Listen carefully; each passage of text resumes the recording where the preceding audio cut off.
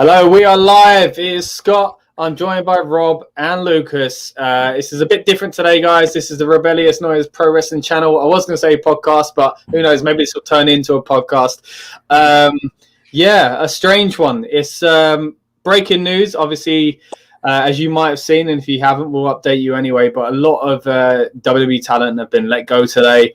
Obviously, in recent years, it seems like the traditional after Mania releases are popping back up. And I guess we'll start out by going through the list of who's actually been released. If you join us live, great. If you're watching this on demand, great as well. Please subscribe and check out more of our content. But we're just going to go through the list. So as you can see, scrolling at the bottom, Samoa Joe, Billie Kay, Peyton Royce, Mickie James, Chelsea Green, Tucker, Kalisto, Bo Dallas, and Wesley Blake. And sadly, it seems like there actually might be more.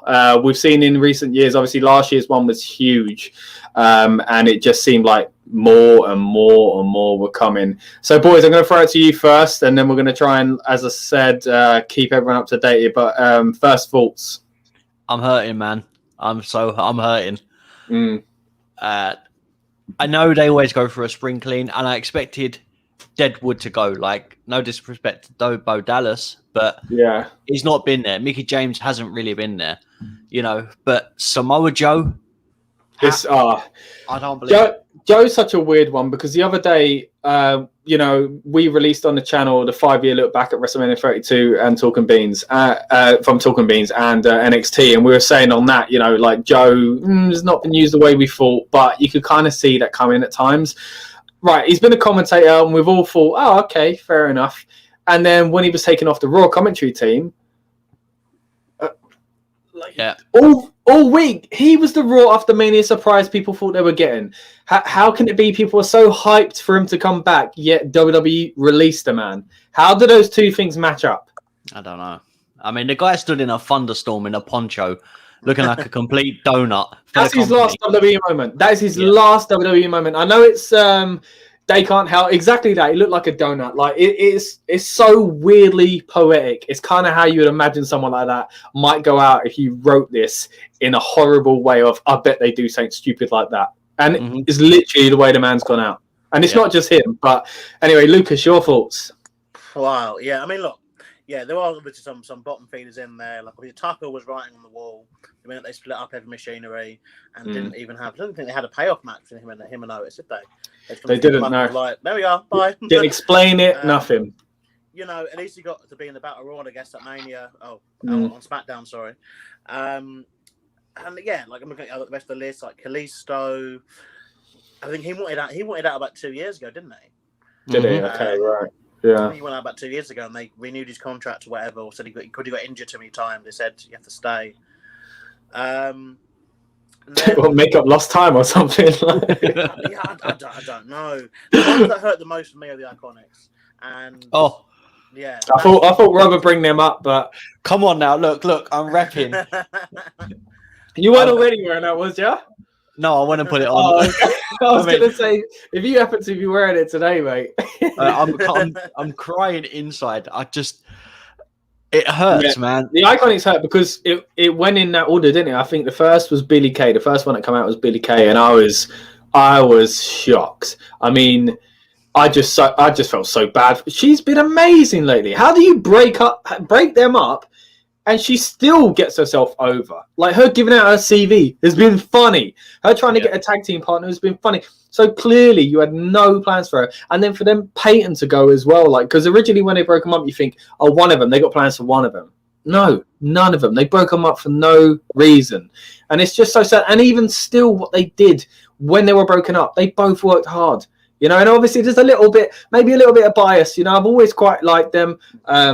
Got to interview them a few years back, and they're lovely, lovely people. And not just that, and they're not just nice people, so therefore they deserve to keep their job. But they are talented.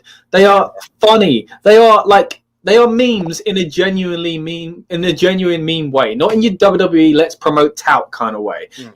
Let's Nia fell, let's make her fall again type thing. It's not that. Or landing on her butt, my whole stuff. With them, they were genuine. genuinely enjoyable talents. And I got a bad feeling there's going to be more. But I'm with you guys. Like those three there. Like you say, Mickie James, she hasn't done much lately. Tucker, Brighton seemed on the wall. Kalisto ain't been used for a while. Bo Dallas, Chelsea Green, Wesley Blake. I mean, don't want to be disrespectful, but like you say, some of those people haven't been used, so it's kind of like writing on the wall. Not that they deserve to lose their job in the middle of a terrible time. But last year's one should have told us all that it's going to happen, isn't it? It's just going to happen. Don't care.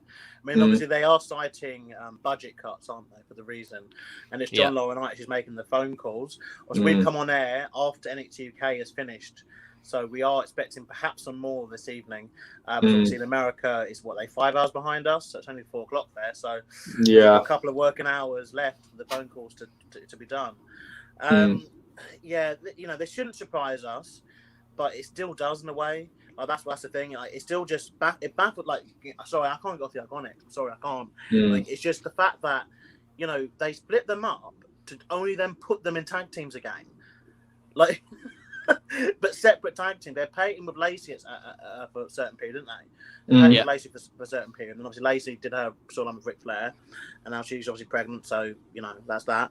But Billie Kay, they had always trying to find a tag team partner for a long time as a running storyline. When her actual tag team partner was in the same company, not being used either on the other brand, she literally could have moved her over. And Dan and I, we still need to record this video on the women's tag division. It's going to get really interesting because with these two gone, and I mean, if Impact are watching these releases, the whole wrestling world watching these releases, let's be real. You got to imagine obviously Tony Khan and Impact. The Impact Impact women's tag belts coming in. They're a tag team. They're Impact. They're such a good tag team. Everyone loves them. Even if you shouldn't love them, you do love them. And but to spread it to other people, then I mean, Bo Dallas hurts too in a way. I think he was criminally underutilized, but it's one of those where they obviously just kept him because of the name value. But then didn't they release IRS last year?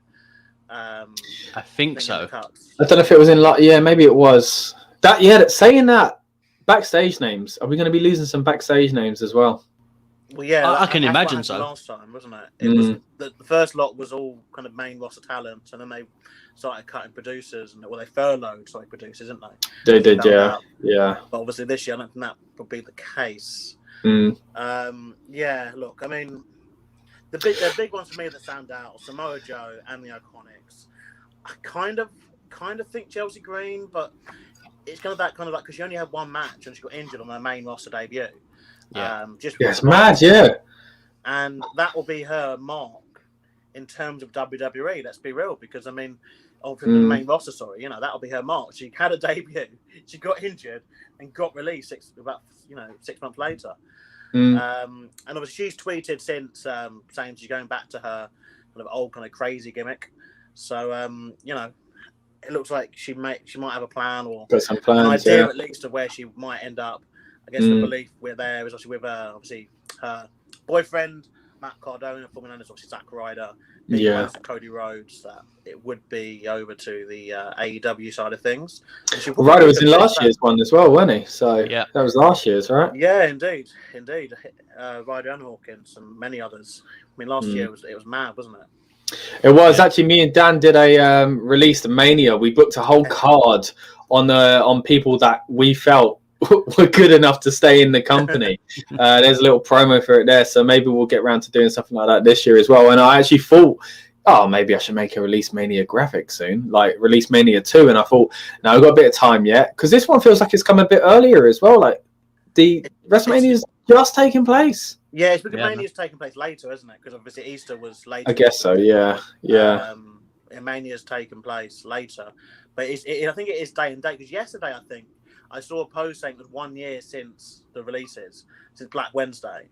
And then obviously today is Thursday. It's happened literally. Yeah, okay, that's a good point. Yeah. Look, I'm just hoping that obviously, do we know anything about the 90 days thing yet? I'm assuming they've all got it. I'm looking, there's nothing coming up at the moment. That was last year's deal, wasn't it? They got released and had to get the 90 days. Because it ended in July, didn't it, I believe? The 90 days. Yeah, because it took a long time for a lot of names to move over. So, like you say, Impact and AEW, it literally all started happening within around the same sort of week, didn't it? So, yeah, because Impact had their Slammiversary pay-per-view, didn't they? I think on like the day after. Oh yeah, was over. Yeah. They moved their pay-per-view around for that, and then obviously they teased everyone kind of loads, yeah, didn't they? Yeah, coming in. I think they only end up with a couple. Obviously, AEW got the majority. Well, that's smart booking, really. Like maybe they'll do it this year and keep the permanent date around that. If you know WWE letting people go, and there's always going to be this hype around the same time frame, why not have your biggest show there? You know, because you're bound to pick up one of them. Well, it's like early in the year, like when they have obviously Wrestle Kingdom and Japan, a lot of their contracts are up in January. And you got the Royal Rumble, then who's going to be in the Royal Rumble? And obviously it's worked for like AJ Styles, but every year since then, to be fair, hasn't really worked at all. Everyone thinks Jay White, everyone thinks Omega or Okada. Yeah. But it's still nice to have that kind of hype, I guess, about a certain time of the year. And yes, it could be. And I guess it's one of those unfortunate ones because I guess these people now have got to spend the post-Mania season kind of not being able to wrestle, I guess, which obviously, for them, that is, it's their job. Where's the stuff to do, isn't it? So it's kind of a double, bummer that, isn't it? Yeah, and although things are obviously in a better position around the world than they were this time last year, as far as certain places are open and there's more places for people to work, it's still, and certain companies have found their feet on how to do these kind of shows behind closed doors and all that kind of stuff. Like NWA Power's recently come back, for example, so that the doors are open a little bit, but it's still not exactly a regular time, is it? It's still a tough time for anyone to get back on their feet. Now, all right, maybe some of these people did see the writing on the wall. Maybe some of these people have been saving money and stuff like that. But I mean, on a human level, these people have lost their jobs. Do you know what I mean? It's sad. Yeah, I don't know. I get speechless. Any updates to anyone else, boys? No, but I did. I remember talking to someone about this like last year before they'd done the releases. Kalisto only re-signed on the 17th of the 1st, 2020. So he's only it was a multi-year deal. And it's just like Gallows and Anderson. They were stopped from going elsewhere, almost burnt bridges with their friends over it. And obviously, because of that, ended up going to Impact, and only recently, because of storylines that's been going on, have jumped over to a bit of AEW stuff as well. But these people, like they said, the money was hard to turn down. And I imagine for someone like Kalisto, it was like, this is, you got to find that balance, haven't you? Being creatively, I guess, satisfied and stuff like that. But these aren't the only ones. Not long ago, Andrade. Who was the other one that went as well? Big Show, of course. Yeah, of course. Well, Big Show was he chose not to renew his contract. So. Yeah. We had obviously Lars Sullivan earlier in the year. That was a quiet one they did. There's someone else that I think we've missed. Someone else got released this year. I'll have a look. Yeah, someone else got released this year. But I mean, look, we touched on some of the other names. We covered the obviously IIconics quite heavily. Obviously, we've covered Samoa Joe, probably the biggest one. Wesley Blake is a bit of an odd one. Like, I guess not an odd one, but I guess he's like the lower card fodder. And it's just now mean that Steve Cutler was the other one got released because of the that's it. It's just come up. Party he went to at New Year's, which I think that was probably the one that made sense to me. I was like, he went to a party and broke obviously lockdown regulations, protocols, and over in America, and ended up getting released, because of it. And I think that was a fair decision that the company made. But it now means that all the Forgotten Sons, all that remains is Jackson Riker over on Raw with Elias. And at one point, this is the thing with WWE though, like, at one point they were poised to win the tag team championships on SmackDown when they debuted in April last year. To be fair, they debuted on the SmackDown after Mania, didn't they? Which would be this coming Friday. What a year they've had! Obviously, not the exact dates. Obviously, people quote me on that. But obviously, the SmackDown after Mania, which would be the time frame of this Friday, they debuted and they were anticipated to defeat. Tag team champions were Miz and Morrison, wasn't it? I believe. And in the four-way, maybe a four-way tag. They meant to win that four-way tag with Miz and Morrison, the New Day, them, and the Usos. And then, obviously, because of obviously the problems they had with some of the tweets that they all kept making. Television. Well, not they. Sorry, it was Was it Cutler? No, Jackson Riker, wasn't it? Jackson Riker. He tweeted some bad stuff. But who's this? Swarm SCN. Thank you for following us and liking us, that kind of stuff. So Samoa Joe was a bigger shocker. Yeah, that's what we just said basically. And you thought that Bo Dallas was going to team up with Bray. Yeah, we spoke this, didn't we, on the Mania? For years, yeah, we've always had like, what's going on like with Bo? Why is he not being used? And I think, yeah, like you said on the Mania, was it the build up or the review? One of them, you mentioned, Lucas, that the date since he was last used, it was something like 2019 or something, wasn't it? November 2019, and it's like. There are so many things they could have done with Bo Dallas. Like his original NXT run in itself was great. Okay, so hello. I'm guessing that's saying hello. Thanks for joining us, everybody, in the comments. Thank you very much for joining us. Let us know, guys. What do you think about these releases? Who are you excited to see go elsewhere? What do you think is coming up for these guys? Let us know your thoughts in the comments below. But thanks for popping by and saying hello anyway. But it's just a weird one, isn't it? It's a weird one to go live for because you can't settle and you don't know, are we done? Because every year it comes in waves, doesn't it? And I mean, don't know about you boys. I need a beer. I'm gonna.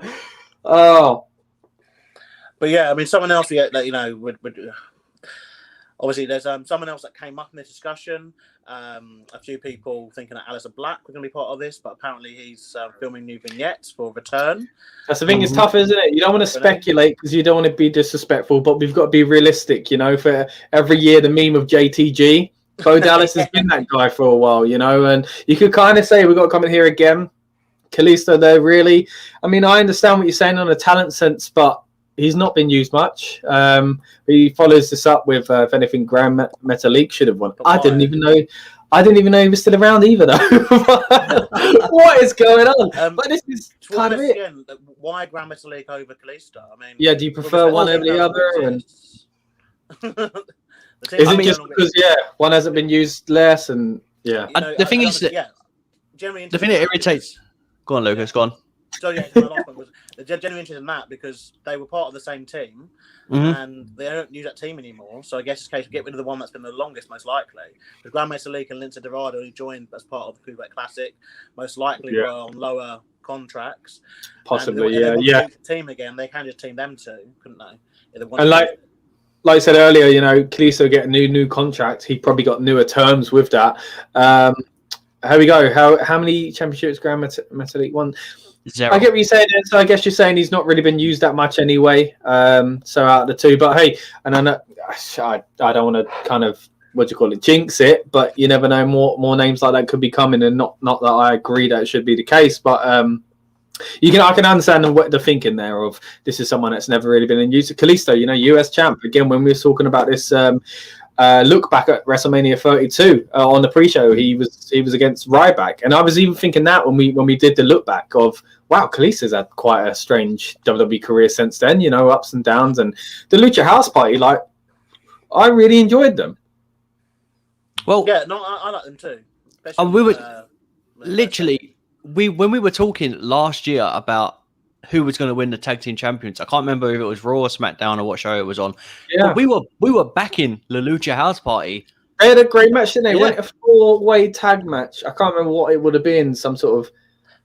There was some sort of I don't know if it was ladders or something, but we were all really impressed with them, and we're like, wow, they really. That was that same match. That was it. That was the same match that Forgotten Sons meant to win because the Usos were injured. That was it. That's right. Yeah, it was Lucha House Party, Forgotten Sons, New Day, and Miz and Morrison.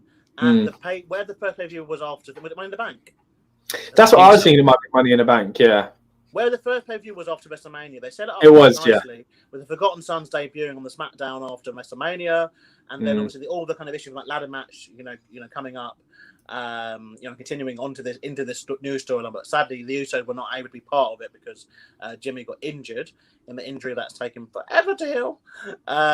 Yeah.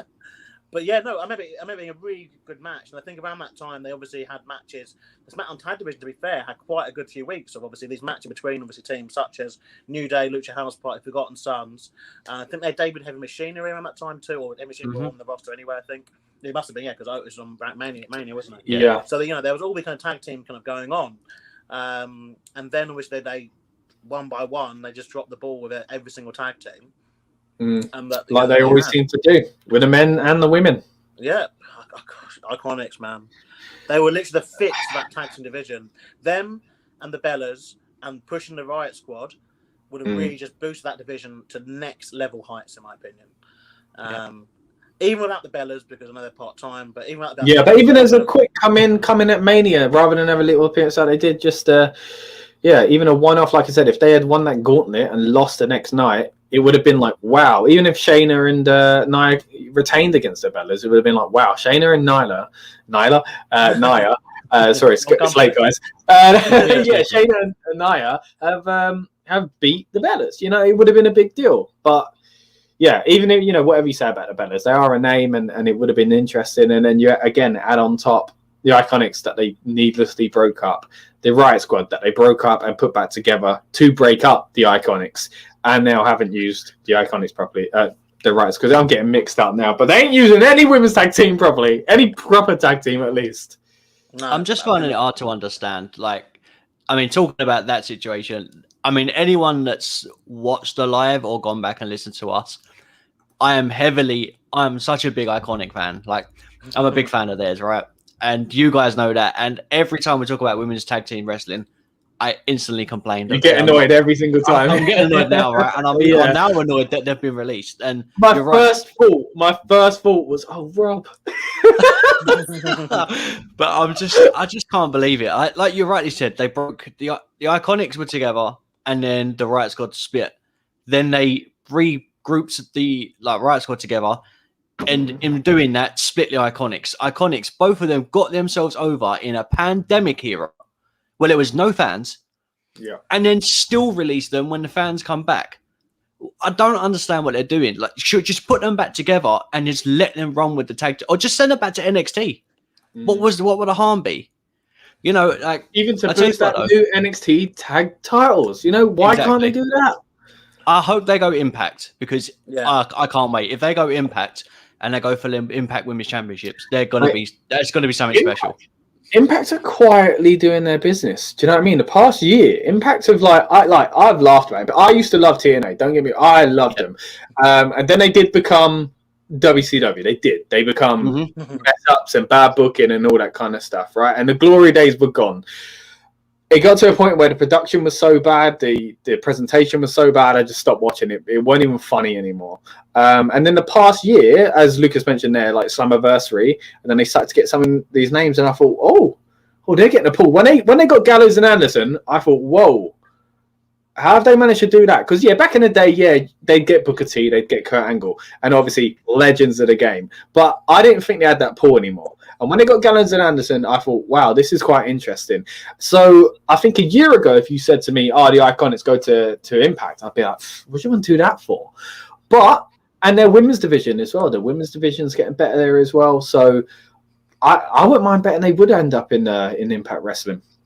I mean, for them, logically, I know everyone, and this is what drives me crazy. The minute someone gets released, they're going AEW. Now, look, I get it. AEW is a great place. Everyone that's gone there talks about how wonderful it is. I'm not disputing it isn't. I'm not a wrestler. I don't know what it's like behind the scenes, right? Same as we don't really know what it's like behind WWE. However, that's not the only place to go. And for the IIconics, both of them as women in tag team wrestling, because they come back together as a tag team. And, I mean, when you interviewed them, they were together, right? Yeah, I mean, for sure, they're going to be a team again.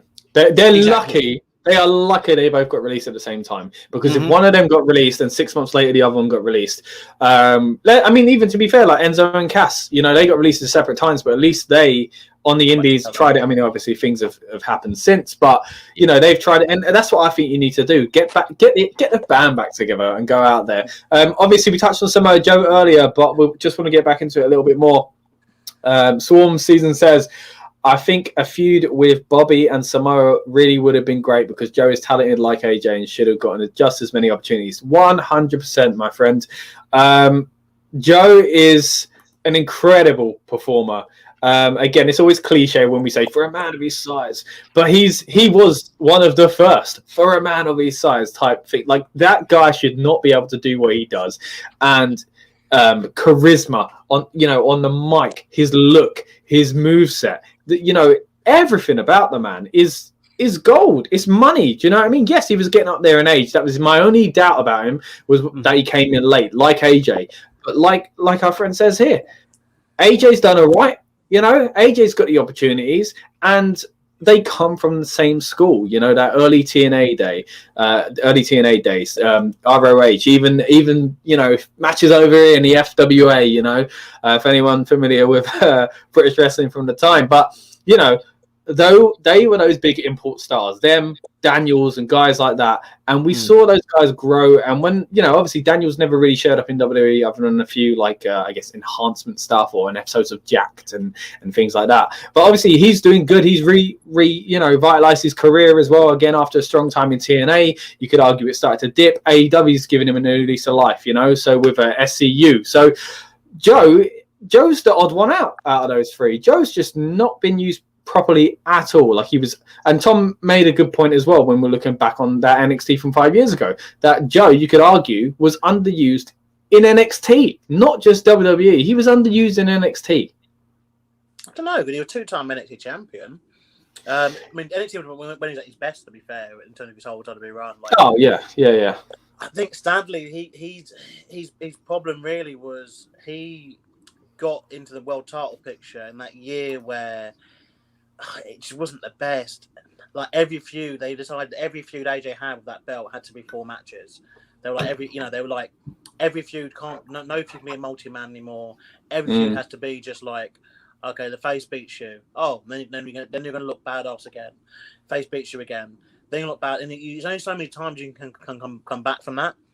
Like Joe's thing was, he would escalate a feud really, really well.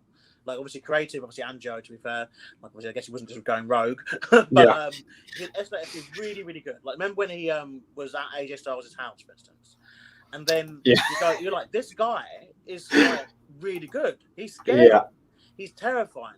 When they get to pay-per-view and they'd lose by roll-up or something like that. Yeah. And then, or the amount of times he got beaten with the Bret Hart WrestleMania 10 finish. You know what I'm talking about. Up the ropes. Oh my God, 1, 2, 3. Can't believe it.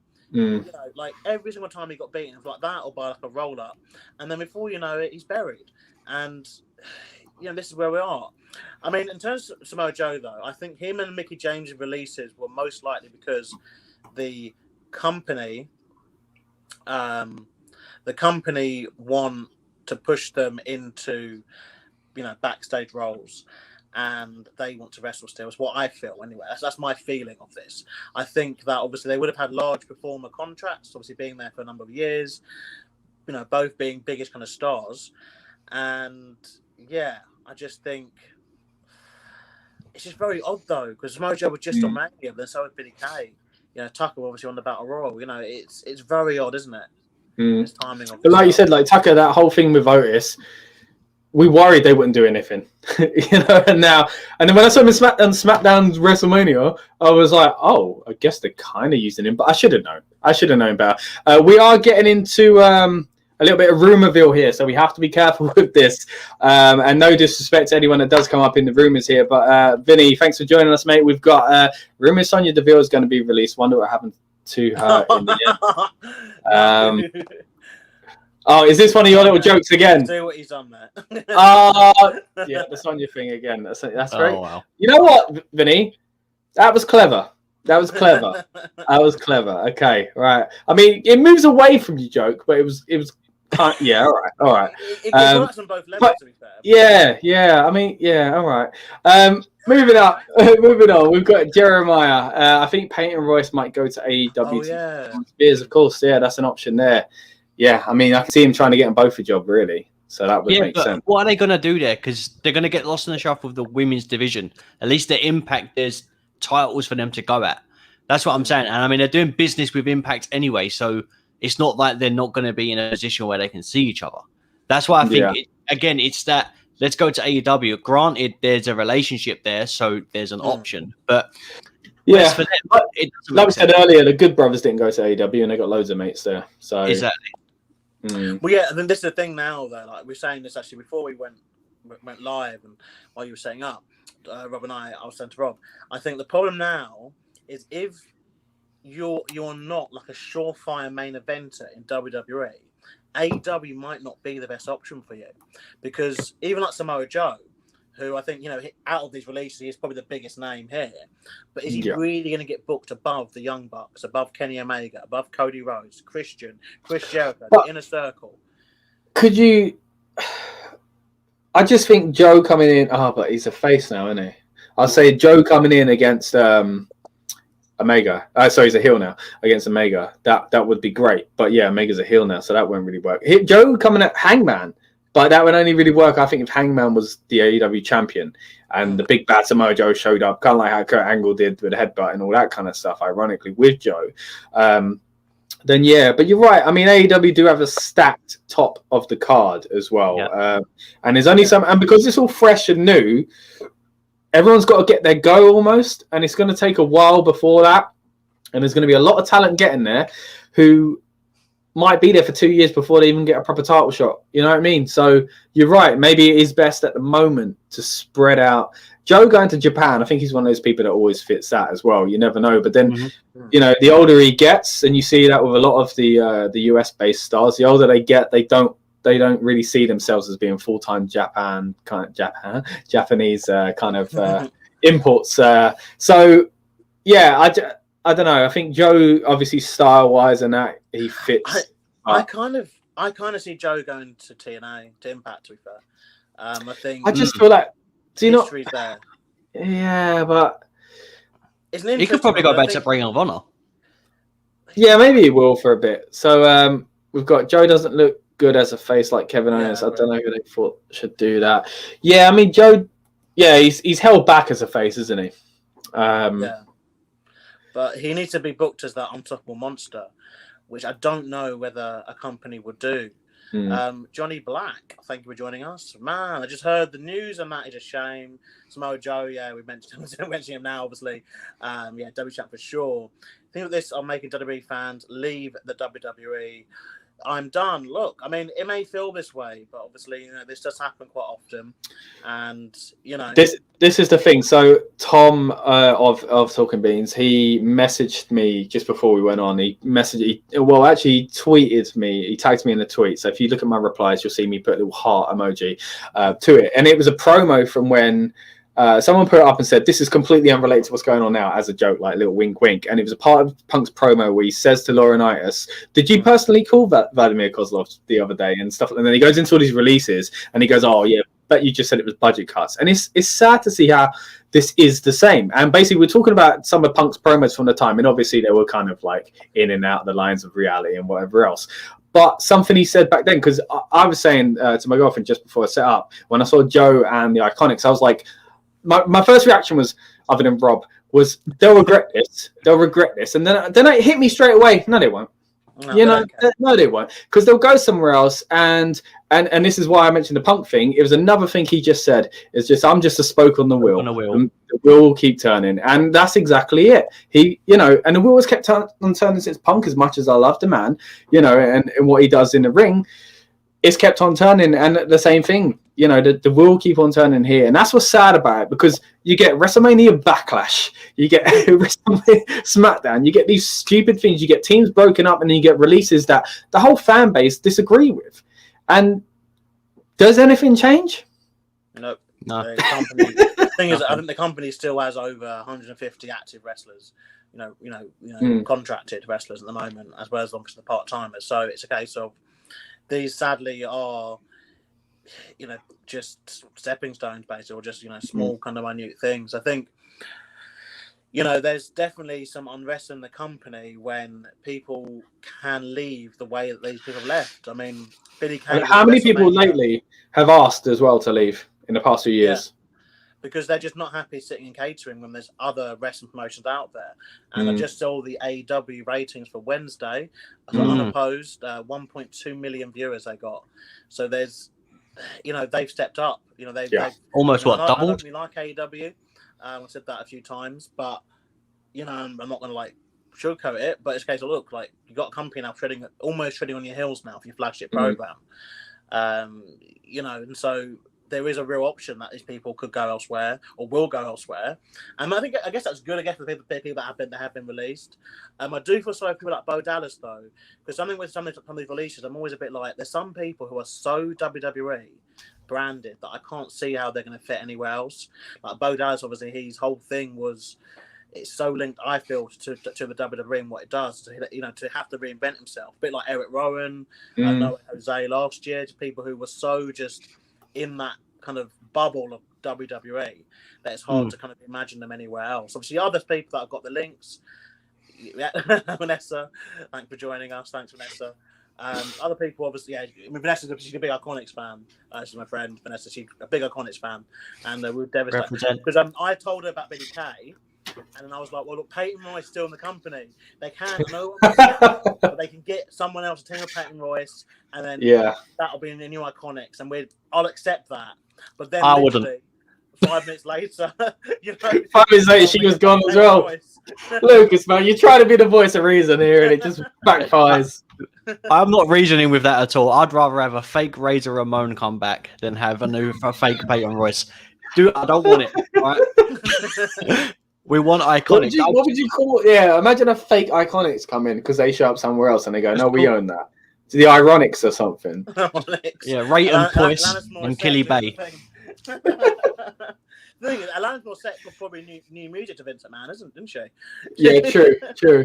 He's like, I've just got a CD. Who's got my first CD? Guys, quick! Alanis Morissette, Jagged Little Pill. But yeah, I mean, no, we've kind of covered everyone. I think, Chelsea Green. I think, she'll probably end up in AEW. I think, this is where they've got to be careful now, I guess, because that's what happened last year. Everyone thought everyone was going to AEW. I think Gallows were the main two who felt would go there. Because they were probably the biggest names at the time. They meant to go there originally, or rumoured to go there originally, and obviously they went to Impact. I think people will start looking at their egos a little bit too, it's the egos plus obviously where they fit best. I think obviously the IIconics is a no-brainer for me to go to Impact. They've got the belts for them. I like that, yeah. I think someone like Samoa Joe, he's probably going to go where the money is. Let's be deadly honest. He's in his 40s, which is why I don't think he'll go Impact. Because I feel it's a bit. I mean, clearly they've got some dosh because they got Gallows and Anderson. That's why I was shocked, but I just feel he might see it as, unless it's like almost like a retirement tour, like I'm coming back here. This not where it started for him, but where like he kind of made his name. But I think I'd like to see him in AEW. But like you said, the top of that roster is quite stacked at the moment. Anyway, an update here from Johnny. So we got guys. WWE had big profits during the pandemic, and I believe there was no need to release these people's last year or today. I mean, that's very true. I mean, like we could all done without the pyro and kept on a few extra wrestlers. But then, as Lucas said, to sit around the catering, WWE can argue themselves, you're right, we got all these talent and we don't have to use them, so we're letting them go and we're letting them do what they want to do, So there is that. But I think in that you see the people that just, you can't help but look at people and think they should have been used properly. That's the problem. Not just the ones that seem like obvious, like the IIconics broke up not long ago. Samoa Joe been a star all over the world, but then guys like Wesley Blake, who knows what he could have become, and may yet still become. Don't get me wrong. Tucker, didn't really get a fair chance, did he? When they clearly had a little bit of I've got to watch my words here, not be too crude, but a little bit of excitement for Otis rather than the other one, So like we don't. I don't know. We're getting a bit of stuff here. I mean, possible. I don't know where it's coming from, but possibly speculations to keep that in mind. Billy and Peyton asked for a release. King Rail, thanks for joining us. Thank you for commenting. Please let us know where you've heard that from. It'd be interesting to know if the rumors are going around and where they're coming from. Have they said that themselves? If that's the case, I mean, I wouldn't be surprised if they did ask for releases themselves. Didn't Peyton do that kind of work shoot promo on that Raw talk a few weeks ago?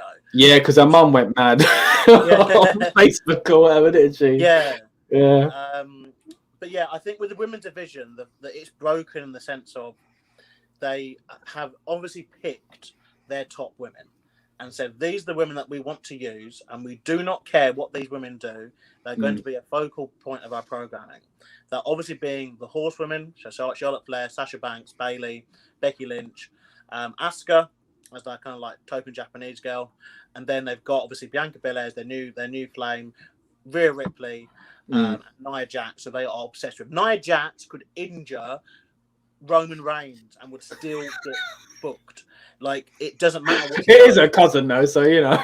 Okay. Yeah, make it no about it. She would re-retire Edge, and and to be fair, that would probably do me a favour. But oh, come on now! This run ain't been that bad. I think if he's heel, I think I'm into it. To be fair, I'm more into it than if he's babyface. That's probably done really well. Black or Jeff Hardy too. Yeah, I mean, you don't know these days. I know our day from King Rail, just to clarify, did get this from Twitter. So Twitter, but hey, it's Twitter. Take it for what it's worth. Yeah, appreciate even sending in the speculation, guys. Again, we don't want to be disrespectful to anyone or anything like that if new names are popping up and they haven't been confirmed yet. But we're going to be real here. We're going to be talking about what the wrestling fans are talking about, you know. So if anyone hears anything and we've missed out on it, obviously, please. Oh, okay. Don't worry. So someone tagged Samoa Joe on Twitter saying we signed Samoa Joe, and then Joe replied, no snitching, trying to work out this 90 days. Then on literally the tweet above that. Oh no, look, because everyone WWE released today can't be signed anywhere till the 14th of July. Right, I think we got all that. We got 90 days. Did you get me? 90 days, and then you went funny. Sorry. So Joe said no snitching, trying to work out this 90 days. And then above that, Dave Meltzer said everyone WWE released today can't sign anywhere until July the 14th. So Independence Day. Okay. So the 90 days. Independence the 4th. Oh, sorry. I'm reading the 4th for something else. Sorry, guys. So is it the 4th or the 14th? It's the 14th. Sorry, someone else said about the 4th. Independence Day. Okay, no. Gotcha. Yeah, because it was about that last year, because that was when Slammiversary was. Yeah, let's see if Slammiversary gets moved back again. Yeah, I think obviously, again, that's only going from Dave, you know, but he is obviously usually with this stuff, as much as I dislike Meltzer, like I think usually this stuff he is quite on the ball. And knowledgeable about it, about how the contracts work, and the fact of that, it matter is last year the same thing happened, and they did all have the 90 days. So I would expect that. Only Andrade seem to have escaped that, and that's most likely because of Charlotte Flair. Let's be definite. Yeah, I mean, who was the guy, Rob, talking to Joe saying they'd booked him? Was it just some random joking around and Joe's going back with a joke, or is it someone that looks like they've run a promotion, or? Hang on, I'll find it. That'd be kind of foolish of them to maybe say it, unless Joe was wink, wink, nudge, nudge, say it, you know. Give me, all right. So yeah, no worries. I'll go to some comments anyway. So Vanessa's back with us again. Thanks for joining us. So who do we consider low tier? I'm guessing I might say Card. Now Dallas is gone. I mean, yeah, you go back to the same old names of who's not being used. It's hard to remember who's not being used. Yeah, because they're not being used, and some of them. Oh, you remember, and now they're gone. That's why I've remembered them. I'm guessing 205 Live people at this point. They've got to be. Yeah, even people like Tozawa. You know, I hate to say it, but like they're not exactly using him well, are they? You know. Yeah. So, another comment here from Swarm. Tucker looks like he doesn't even care. He said he's drinking some lemonade. Well, Tucker, mate. To you, enjoy that lemonade. I hope it's not too bitter. A tweet from Leo Rush. He's tweeted that releasing people on multi-$1,000 contracts, so them hiring people on lower salaries is bonkers. Sometimes it's not always about the money. You're telling me there's 30 plus writers backstage, and you all can't figure out what to do with any of these people. And I've got to say, it's probably one of the truest things he's ever said. He was released last year, wasn't he? Part of the 2020 cuts, I believe. Man of the hour. He was. But yeah, 205 live is still a thing. Here we go. King Rail again coming in with a bit of speculation of with Hurt Business breaking. I wouldn't be surprised if they release Benjamin, and obviously the same for you could put Cedric Alexander in that. Not that any of us agree. If you've seen any of our shows for the past year on the original Rebellious Noise channel, and now that we've split off into the new RN Pro Wrestling channel, please subscribe if you're new. But we absolutely love the Hurt Business, and we've said they were possibly the best thing about WWE this past year. So it's not that we'd see it that way, but clearly WWE don't see it the way we see it because they split up the Hurt Business, which, I mean, they split up the IIconics. Yeah, all right, mate. All right. But yeah, I mean, it's true though. You know, like there's a lot of these things happening, and I remember when AEW first came about, and you've got to mention AEW in conversations like this. But you know, having conversations of WWE going to step it up. You know, they're going to like, you know, the pressure's on, and arguably, they've made a lot more dodgy decisions since AEW came about. I think so too. You know? It's just very strange. This is I got to agree with this one from Vinny. MVP is a poor man's Lucas Jackson. Thank you, Vinny. I love MVP. Should we make our own hurt business? We based 4 of us. There were 4. Yeah, Dan's here sometimes, so yeah, we could do. Yeah, let's see if Dan will. So we get sued for backlash. We need a gimmick name. That would just be the hard business, the light version. You know? Like, oh, they're not using it. Well, there might be a retribution, whatever's going on there. A name for us if it would be a WWE stable, let us know. We need to add Ronnie Storm in. Is that a mascot? Oh, where is Ronnie Storm? Ronnie Storm's over here. Hold on, boys. He's back. Yes, my man. Ronnie Storm. If you watched Build Up Show, you saw all about Ronnie Storm, and if you stay to the very end of Build Up Show Night 2, you'll know exactly why we named him that. But yeah, Ronnie Storm. Yeah, is he our mouthpiece? I've done it. I've on a mascot. He could be our Bo Dallas. Oh, see ya. Oh, what a shame.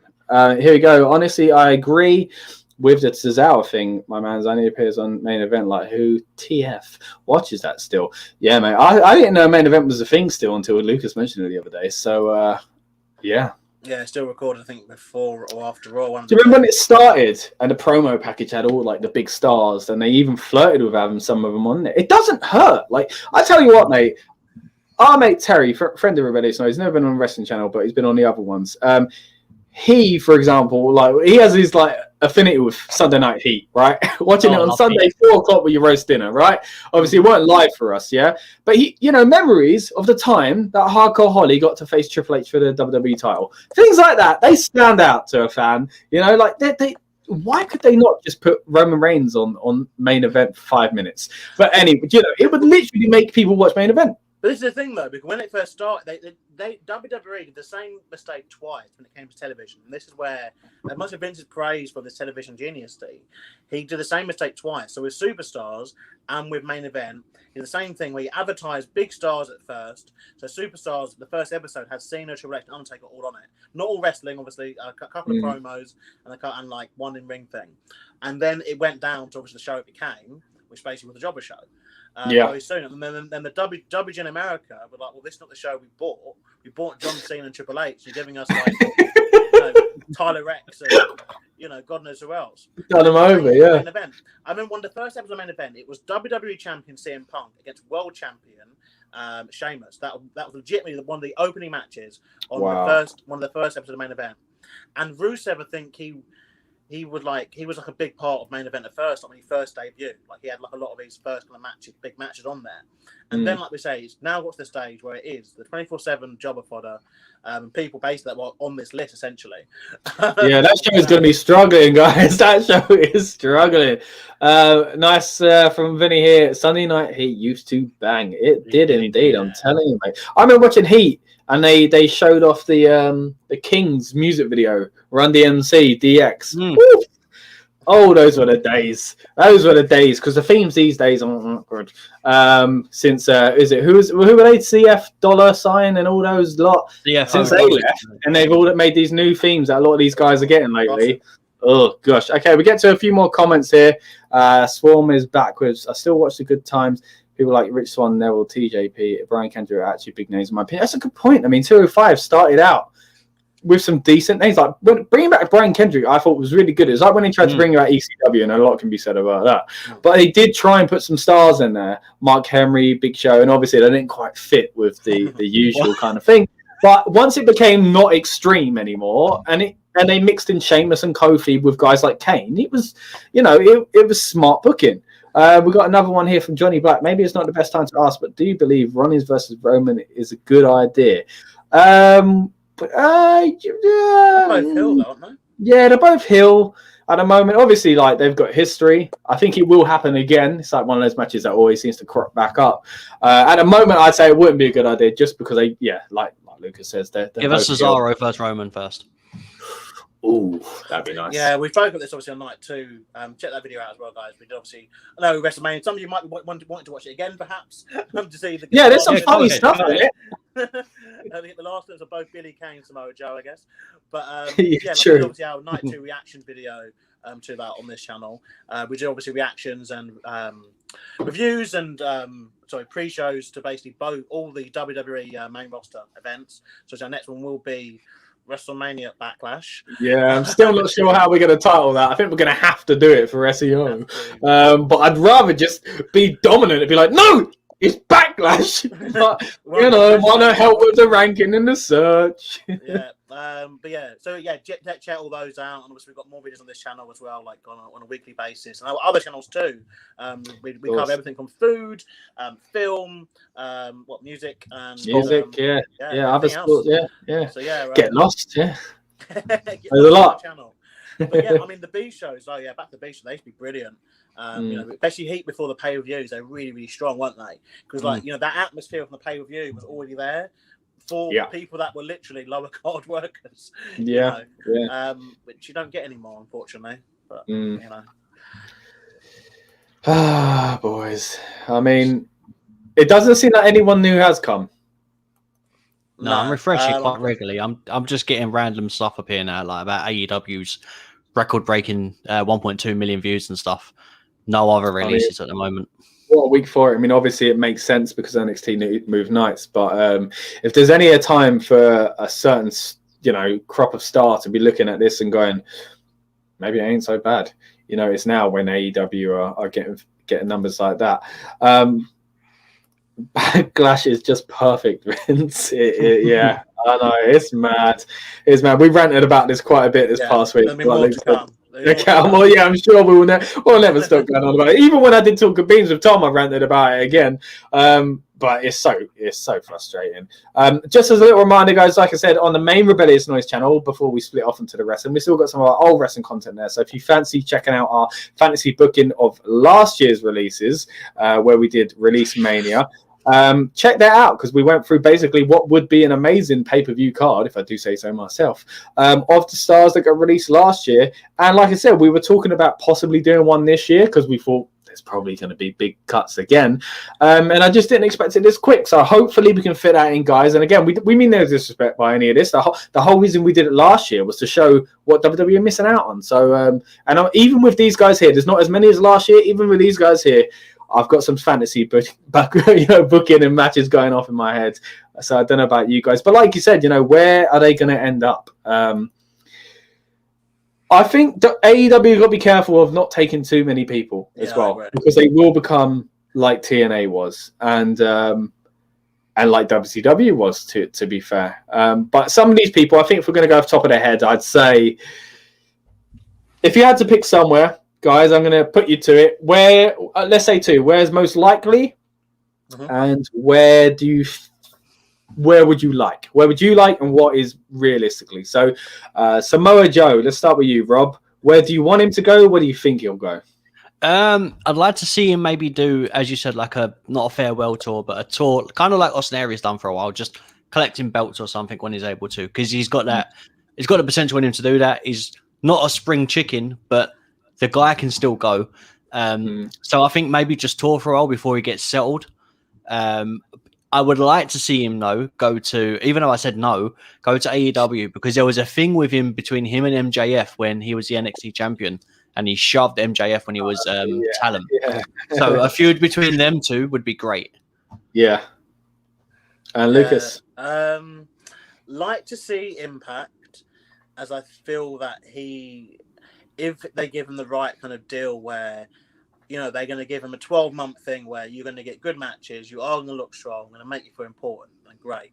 But I think most likely it's going to be AEW, because AEW can offer him the big bucks that he wants. But obviously, the big money matches, I guess, obviously people like Omega and Moxley and, you know, those kind of people, Jericho and more. And he could still obviously appear in Impact if, you know, through their deal they've obviously got with AEW. I just hope that he does go to AEW.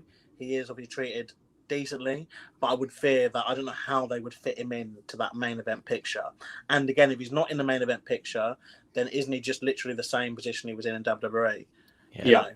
And he may well just retire at that point, in my opinion. But then maybe he wants some matches.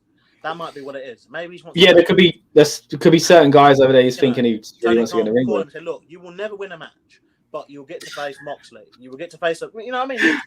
You know, we can say you'll get to face Moxley. You'll get to face Omega. You'll get to face the talent you're going to bring in from Japan and put them over and help the guys. Perhaps that's what he wants. We don't know, but yeah, that's what I think. What do you think? Cool. Okay, before I get into mine, I'm going to get back to some more comments. Once again, thank you very much for everyone joining us tonight, and obviously those joining us on demand that didn't catch this live. Thank you very much. Please subscribe, and yeah, we love your comments. Please send them through. Swarm again. Forgot Austin Aries' existence. Don't say that, you'll get blocked. Next up is Johnny Black again, telling us Samoa Joe can go to ROH for a little time. See, I wouldn't mind seeing him go to ROH, because ROH, like when they got Jay Lethal, should have forgot his name, interviewed him as well. But check that out, guys. He's a lovely guy. So when they got Jay Lethal and put him at the top of the card and made him their champion, you know, I really enjoyed that. I think Joe going back there again, much like TNA, he's got a story to tell. Going back there as one of like the OGs, so that would be cool. But for myself, I'd say I'd like to see him go AEW, because that's the buzz. Let's be real. That's the, like, if he shows up there, it could go many different ways, like you said, Lucas. But if he does get pushed to the top and he does win the title, it would be very interesting. So I'd like that, because I think that'd be the most exciting. I'd be most excited to see it hyped and be watching AEW thinking, please be Joe, than I think anywhere else. Do you know what I mean? Like I'd be ready to watch an AEW show waiting for him to come out, sort of thing. But the most likely one, I can kind of see what Rob was saying, that he goes around touring and just trying a bit of this and a bit of that. Kind of what Zack Ryder's done. You know, like he's kind of done the same. He looked like he was Impact. He looked like he was AEW, and it's worked out quite well for him. And I think like Joe, he could pull that. He could pull those kind of thing. Joe's an interim with him being, you know, let's be real, later on in his career. It's just a case of, does he sign another deal with another company for 2 years, 3 years, let's say? Then he has to know that in that 2 or 3 years, that's what the fans are gonna remember him. Have to be his best years in the day, right? Because he might not get another. You know, like Big Show said when he signed with AEW, he said, like, how many kind of long-term contracts are you gonna get offered when you're pushing 50? Not many. Like, you know, imagine this could be Samoa Joe's last contract that he will sign, you know, as an active wrestler. What is he, 41, 42, I believe? I'm not too sure the age. It's in his 40s, yeah. In his 40s, you know, and obviously already been wrestling for over 20 years. So, you know, it's a case of like, it's a big decision to make, and this is where obviously all these other people will be thinking it too. Who's next on our list? Should we go into the IIconics then? I'm guessing. 1 second, hang on. So, yes, I've got something else. Nick Aldis tweeted a picture of him staring at Samoa Joe and doing this hand signal on Twitter, and then Mickie James has put loads of hearts. So everyone's going to jump. Yeah, everyone's going to jump. Everyone's going to do what they can now to try and like Impact it, to kind of be like, oh, it might be us. We might be getting them. But hey, I love it. Sign me up, man. Like for the kind of taunting it. Sign me up. But also, I'd like to see Joe and Aldis. I mean, Aldis has been a champion for 500 plus days now, something like that. It's a long time. So them two to have a feud, I mean, it's on NWA Power, right? Yeah. So which is a great show, by the way. I love the presentation. I love it. It's so 80s. It's so cheesy and stuff. It's great. And you know what their downfall is? That they're not as big and that they don't have the audience. No one's got the audience right now. So now's a good time for them to swoop in and go, you know what, maybe we could get a Samoa Joe. You know, for him, even if he did it for, you know, signed a 3-month contract, went there, made their title, won their title, lost the title, went out the door, you know, like the old territory days anyway with the NWA, you know, that would be pretty interesting. Yeah. Another man that says he wants Aldis' title, by the way, is Doug Williams. We recently interviewed him, or Douglas Williams, to some of our TNA fans. Go check out our interview with him on this very channel. He spoke about his history of Aldis and the British invasion and basically won in that NWA World's title. Moving on, though. So we'll go into your IIconics. Again, same question for you boys. Where do you think they're going to go? Where would you like them to go? And Rob, obviously, we're starting with you. Oh, well, you know, as I said, we've got to represent them, right? Got them. Someone's got. When Pro Wrestling Tees, when they get together again, because it's inevitable. Oh, they're all getting Pro Wrestling Tees contracts. Right? You're right about that. So when the new name of IIconics, whatever that is, even if it's IIconics with just one eye, or one eye and 2 C's, whatever. Right. Best know that on the next pay-per-view that I've got that top. It's coming already, and before I've even out.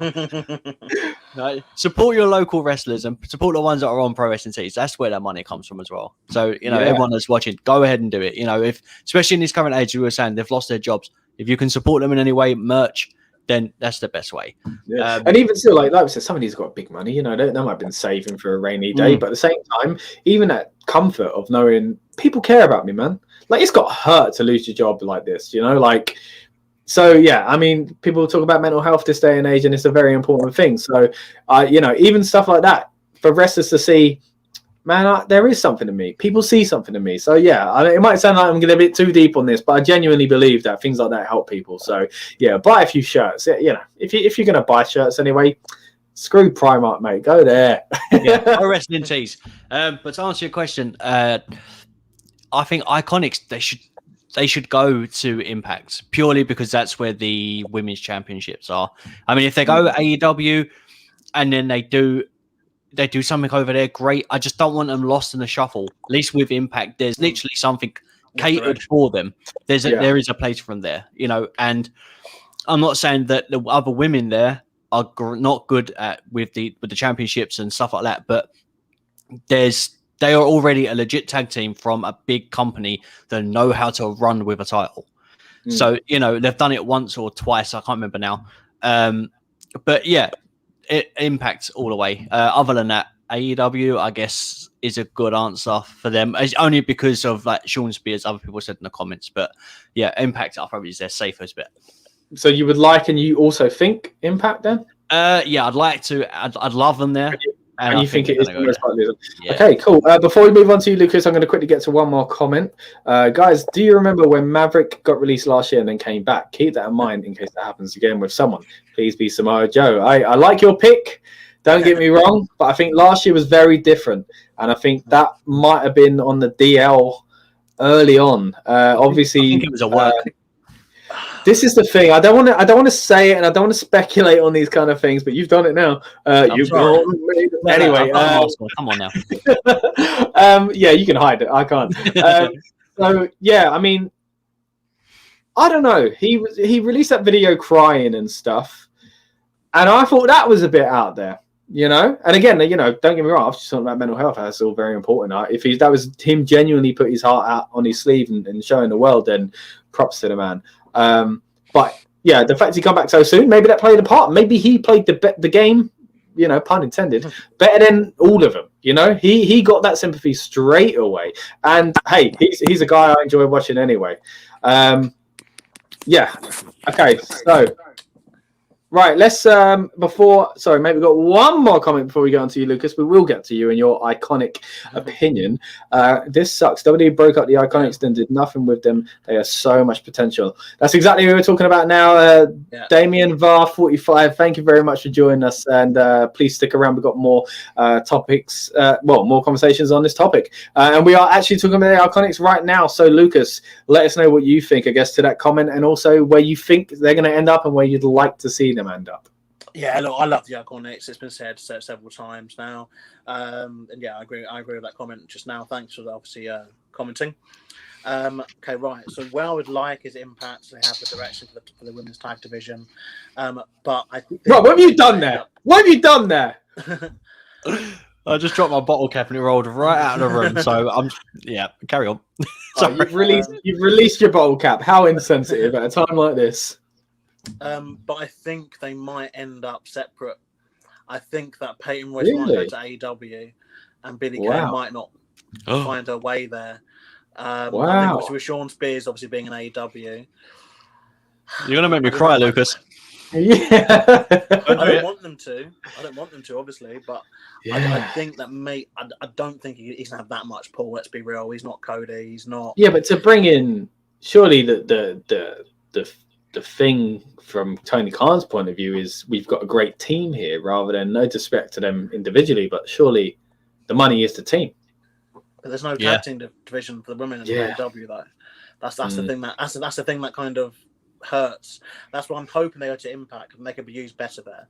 So I will go with Impact. You saying this kind of hurts makes me think of us trying to think of our budget hurt business name, and we could say this business hurts. Playing words, I don't know. This is business from WWE that hurts. We'll keep them coming. Any suggestions in the comment for our stable name, guys?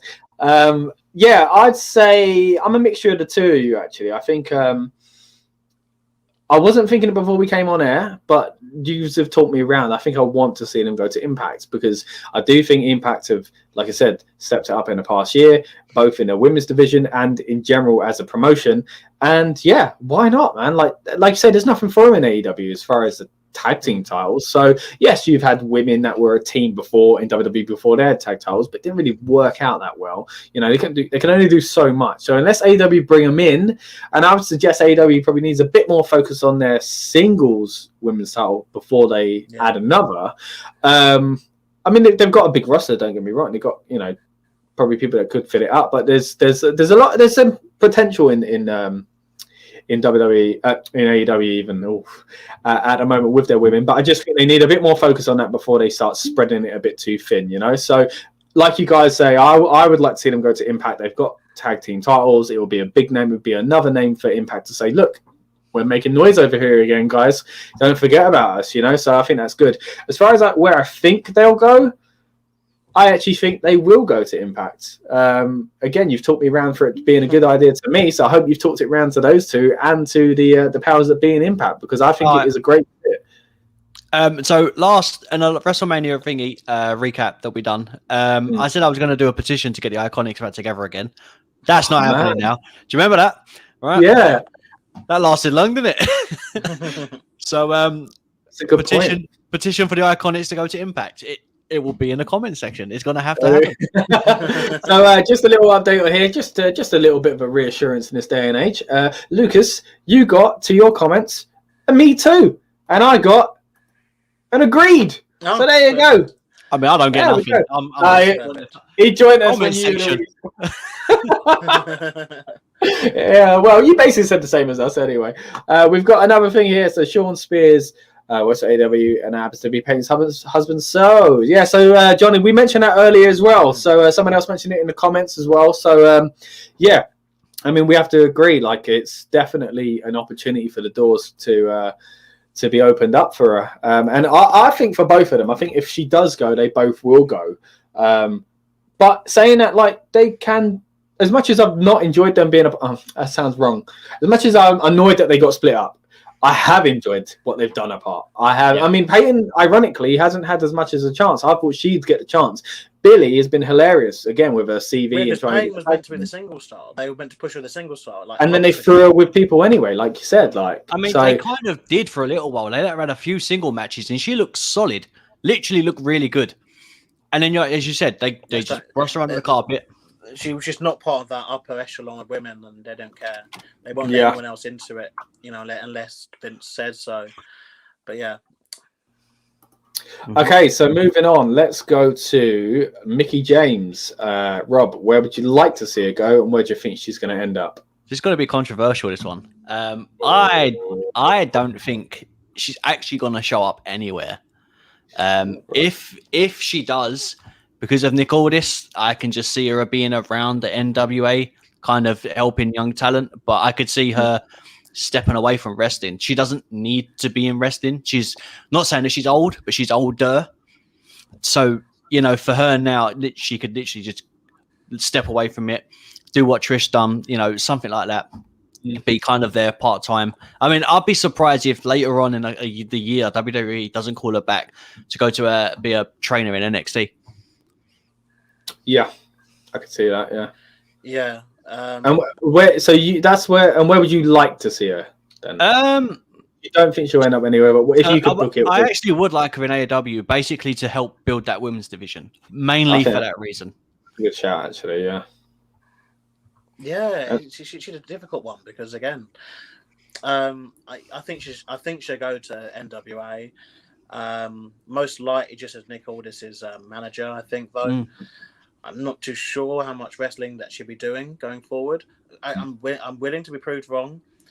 Yeah, because you got to wonder, why hasn't she wrestled much lately? Is that by choice? She was injured, but she had returned from that injury. Yeah, but she was cleared. But did she want more time? I mean, she was brought in recently. She appeared as a legend rather than a superstar. You know, so yeah, yeah. So yeah, I think she'll go to NWA. And to be honest with you, there's not anywhere that I'd really like to see her in the nicest possible way. So it's like, you know, I think if she goes to AEW, it's just going to become that. It just doesn't help. I guess why it can help them, I guess, with the matches per se. I think it doesn't help them in their goal to kind of offer an alternative when they're just offering the same people that were in WWE 5 minutes ago. So I'm going to have to go with, I guess, unsigned, I guess, where I'd like her to be. I don't want her to Would you like her in more of a producing role in? Not for AEW backstage, as a whole, but yeah. So as a backstage role for the women's division in AEW, would you say? Yeah, would that be better? I guess that. But I'm more with you, Rob. I think maybe WWE might reach out to her late in the year and be like, look, do you want to come and be involved with NXT or, you know, something backstage? But again, I guess that depends on where they are at with touring again, live shows perhaps later in the year. But yeah, that's my unfortunate answer. As a Mickie James fan as well, I don't think she'll, you know, I don't think she'll be up to much. Okay, so before I get onto mine, we're going to get into some comments again. We've got the botch guy. I would love to see promos between MJF and Samoa Joe. He fits perfectly there. We touched on it a bit earlier. Yes, there's a lot Joe could do. Like you said, the MJF thing would be great. He's a great heel at the moment. He's one of the best in the industry, MJF. And yeah, they've got that history just simply from that GIF that goes around. And I'm saying GIF, guys, because that's the way the creator called it, okay? Right. Anyway. It's a GIF, but we'll let you pass. It's not a GIF. It's not a GIF. It's a GIF, all right? It's like GIF. Yeah. It's GIF, all right? Yeah? I'll kick you off the comment section. Listen, right? Shut your mouth. Right, okay. Also, on top of that, there you go. Botch guy is in the house. Botch guy is in the house. Rob, right, so you didn't get a respond to your one earlier, so here's your one. No, I'm joking. That was a typo. I'll take it. OMG, yes. I'm not sure who that is in reference to, but I actually don't think it was you, Rob. I was just trying to... It's playing for Rob. No, I don't want it. It's a pity one. That's a pity comment now. Okay, right, moving on then. I say Mickie James. Right.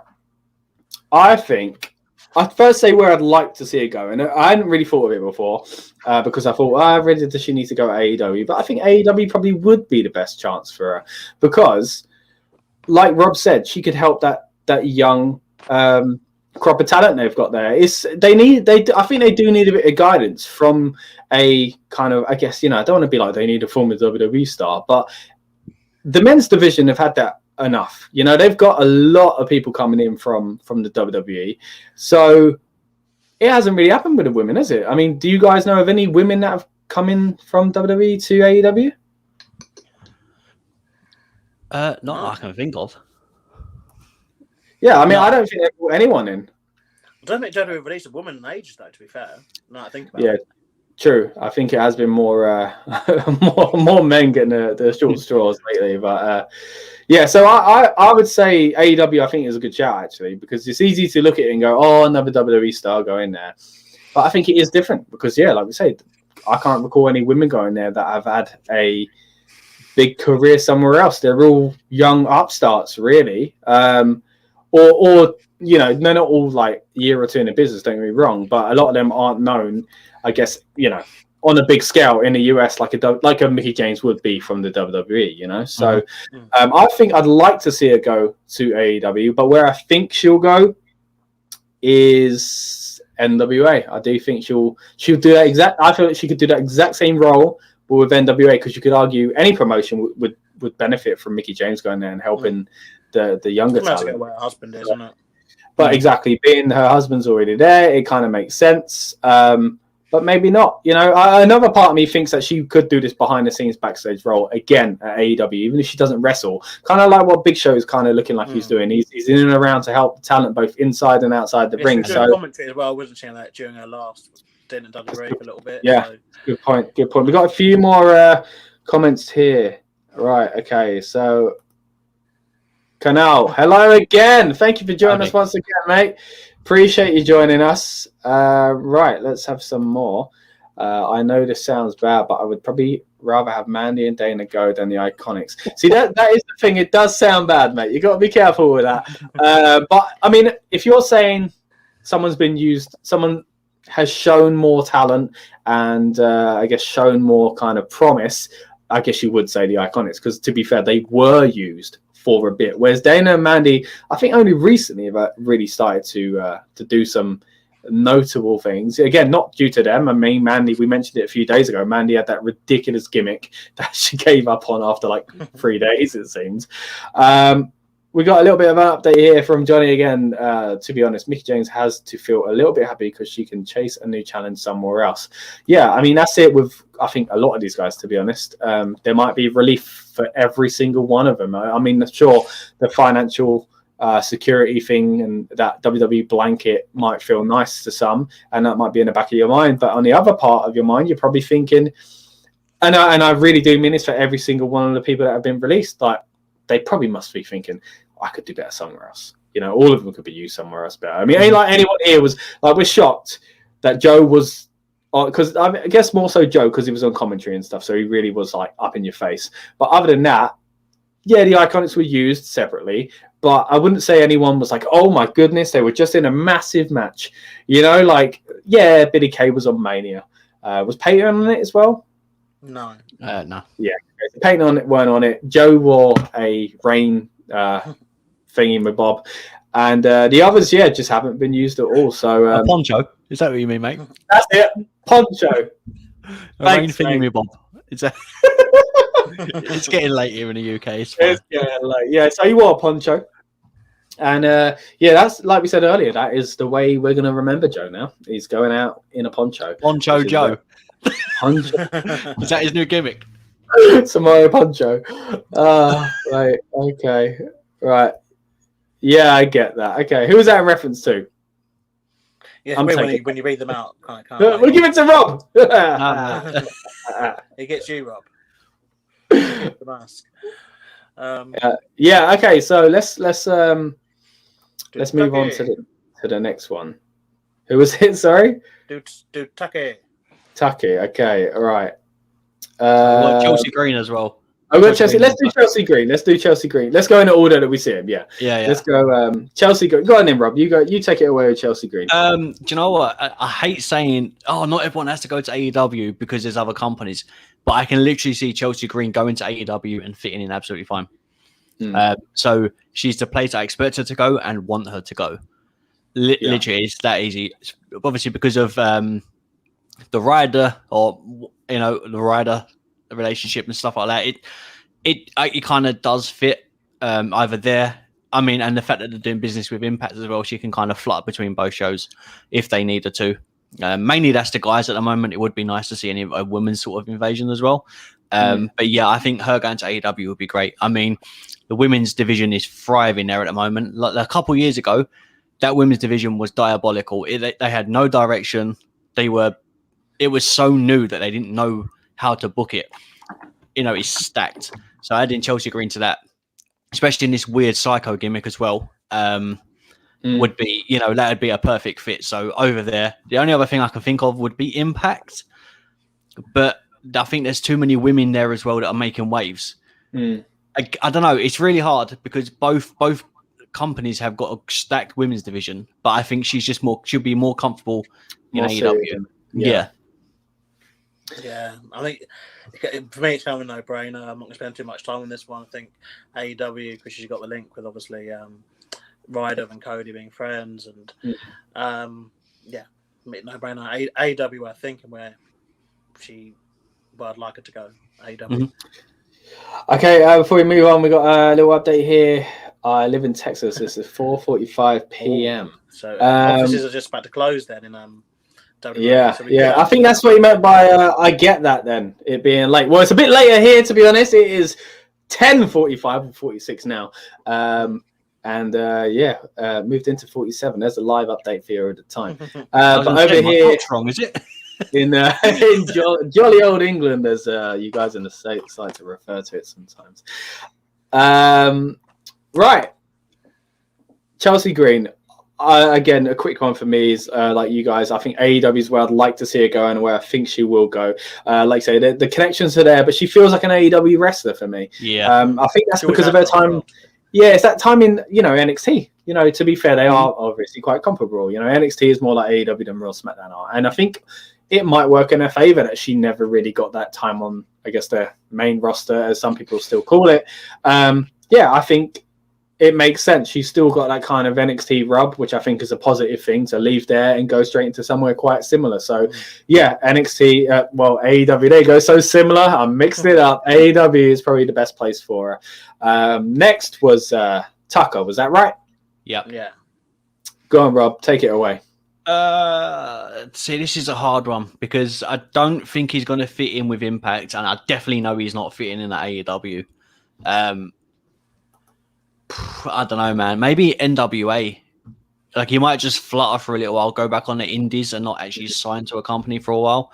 If he's going to go anywhere, probably NWA, just under a new gimmick, because he's quite a big guy. He's nice, big built. He's got that weird, like, 80s kind of shtick to him. Yeah, he's got a bit of amateur wrestling experience as well. So, I mean, he could... Yeah. It's hard, isn't it? But yeah, I would like to see him in NWA. I think, though, he's just going to tour the indies for a while, make a bit of a name for himself, see if he can get some waves, and then go somewhere. Yeah, I don't see him getting signed. And I don't know if I'd like to either. I think he's one of those wrestlers where...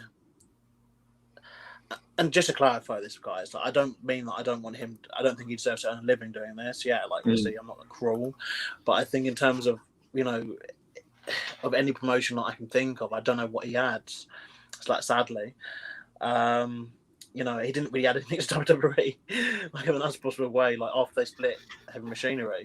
Yeah, I think the biggest thing was just like wondering what he could do, because we never got to see it, But then this is where, he could, if he strips away the whole, I think it's what he's sadly going to have the whole thing going from all the time. So I think a name change will have to come. Certain. It's not a good name anyway, let's be honest. It could easily be a better name. So yeah, I think one name things from WWE are terrible anyway. I mean, I guess that's a stretch, because at least he's big.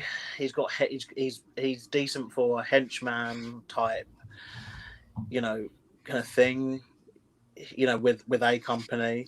He may get a couple of appearances on something like an AEW and Impact, perhaps. But I will go with, I think, sadly, he'll end up unsigned. If there's somewhere, so there's interest, I'm not being thing, I'll say, if I'd like him to be anywhere, though, I think NWA would be the place I'd like him to go the most, just because I think if he's serious about this and perhaps wants to have like a new gimmick, a new start, I think NWA, because it's got less eyeballs on it anyway, being where it is. Yeah, it's good. That would be better for him, because if he goes to AEW or even to Impact now, and he gets given a gimmick which the fans don't immediately like. As we know, with wrestling fans, if they don't like it within 30 seconds, it's buried forever. Then that obviously will be the final nail in the coffin. And he hasn't really got any connections in AEW, like as far as I know. Yeah, that's what I was wondering as well. I don't know who he's, it could be made best friends with over the years. Exactly. So you don't know. Yeah, that's my take.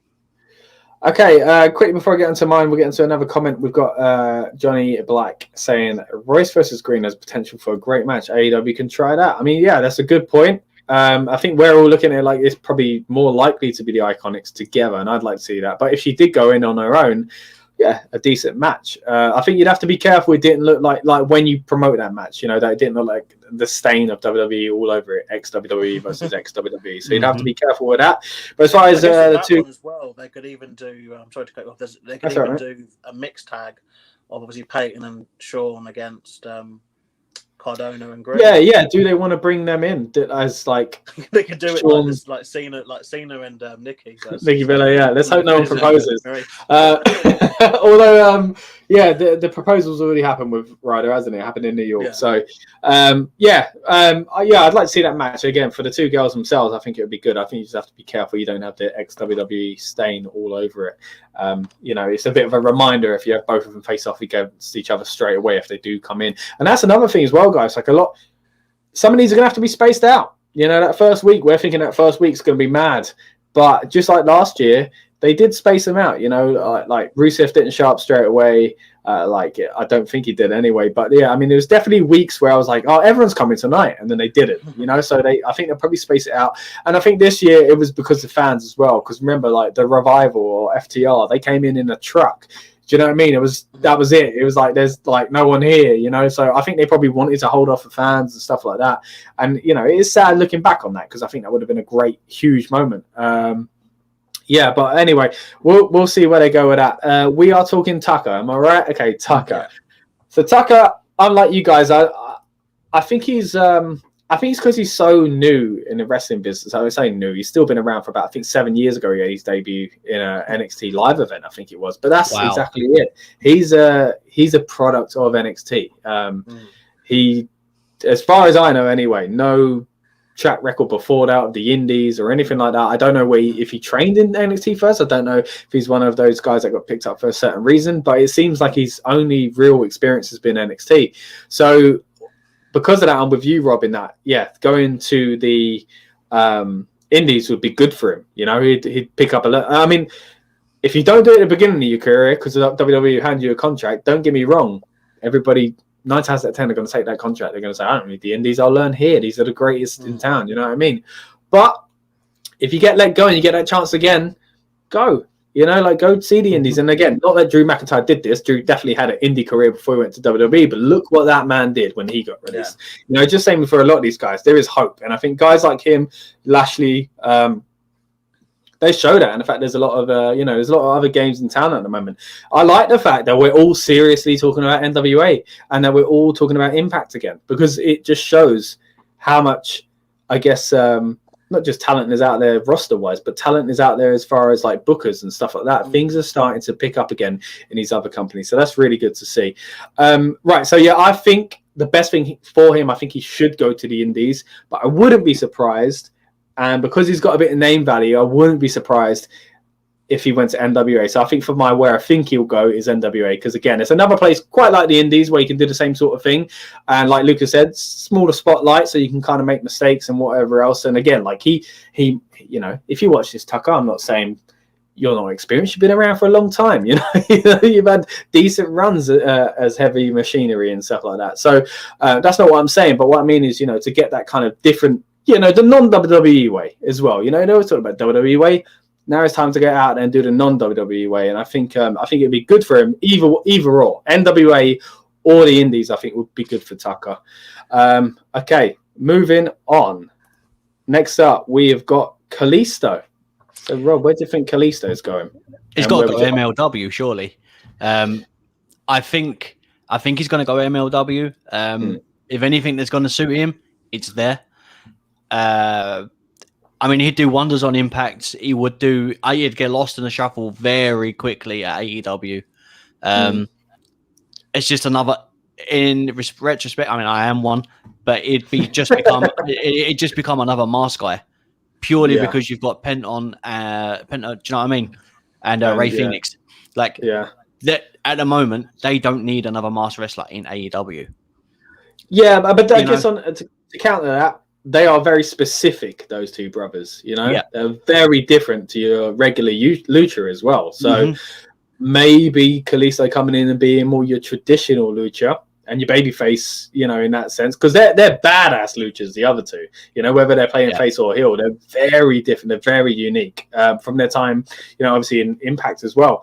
So maybe Kalisto could fit in for that because AEW don't have that. So I kind of get what you're saying, but then you could look at it from the other angle of he's a different kind of lucha. Yeah, but as Lucas, I get what you mean, but as Lucas rightly said, if you come from WWE and you're top tier talent. AEW is kind of where you fit. I mean, look at Rusev. He was so good in WWE, and I wouldn't say he's had the best booking in AEW. I mean, look at that. Matt Hardy.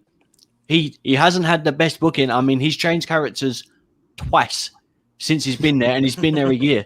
So, do you know what I mean? So I just don't think someone like Kalisto right now would be glowing in AEW. I think that it takes a certain person to be top guys, because they already have them, So I just don't think he's going to sit there. Impact, I mean, he could go against TJP, so he could go to Impact. There's a lot of lucha a lot of guys from 205.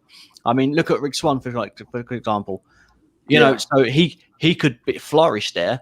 I would like to see him in MLW. I think he's going Impact.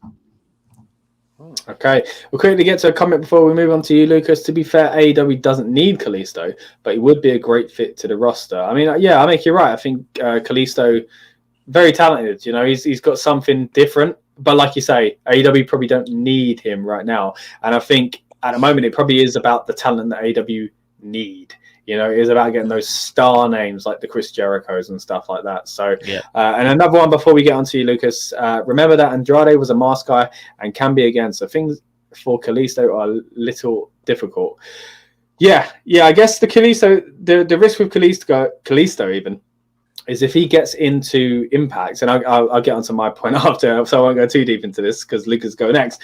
But I think the thing with Kalisto is, like say TJP, Rich Swan, it could be almost like a former 205 Live type show, and you got to be careful with that as well. As soon as you match him up with TJ, then you go, I've seen this before. Oh yeah, this is ex-WWE. So again, it's another thing you got to be careful of. Lucas, moving on to you, mate. Yes, sadly, Kalisto along with Wesley Blake are the two I don't really care for. They haven't been used right in a long time in WWE. I think Kalisto will go to Mexico. And that's the smartest bet for him.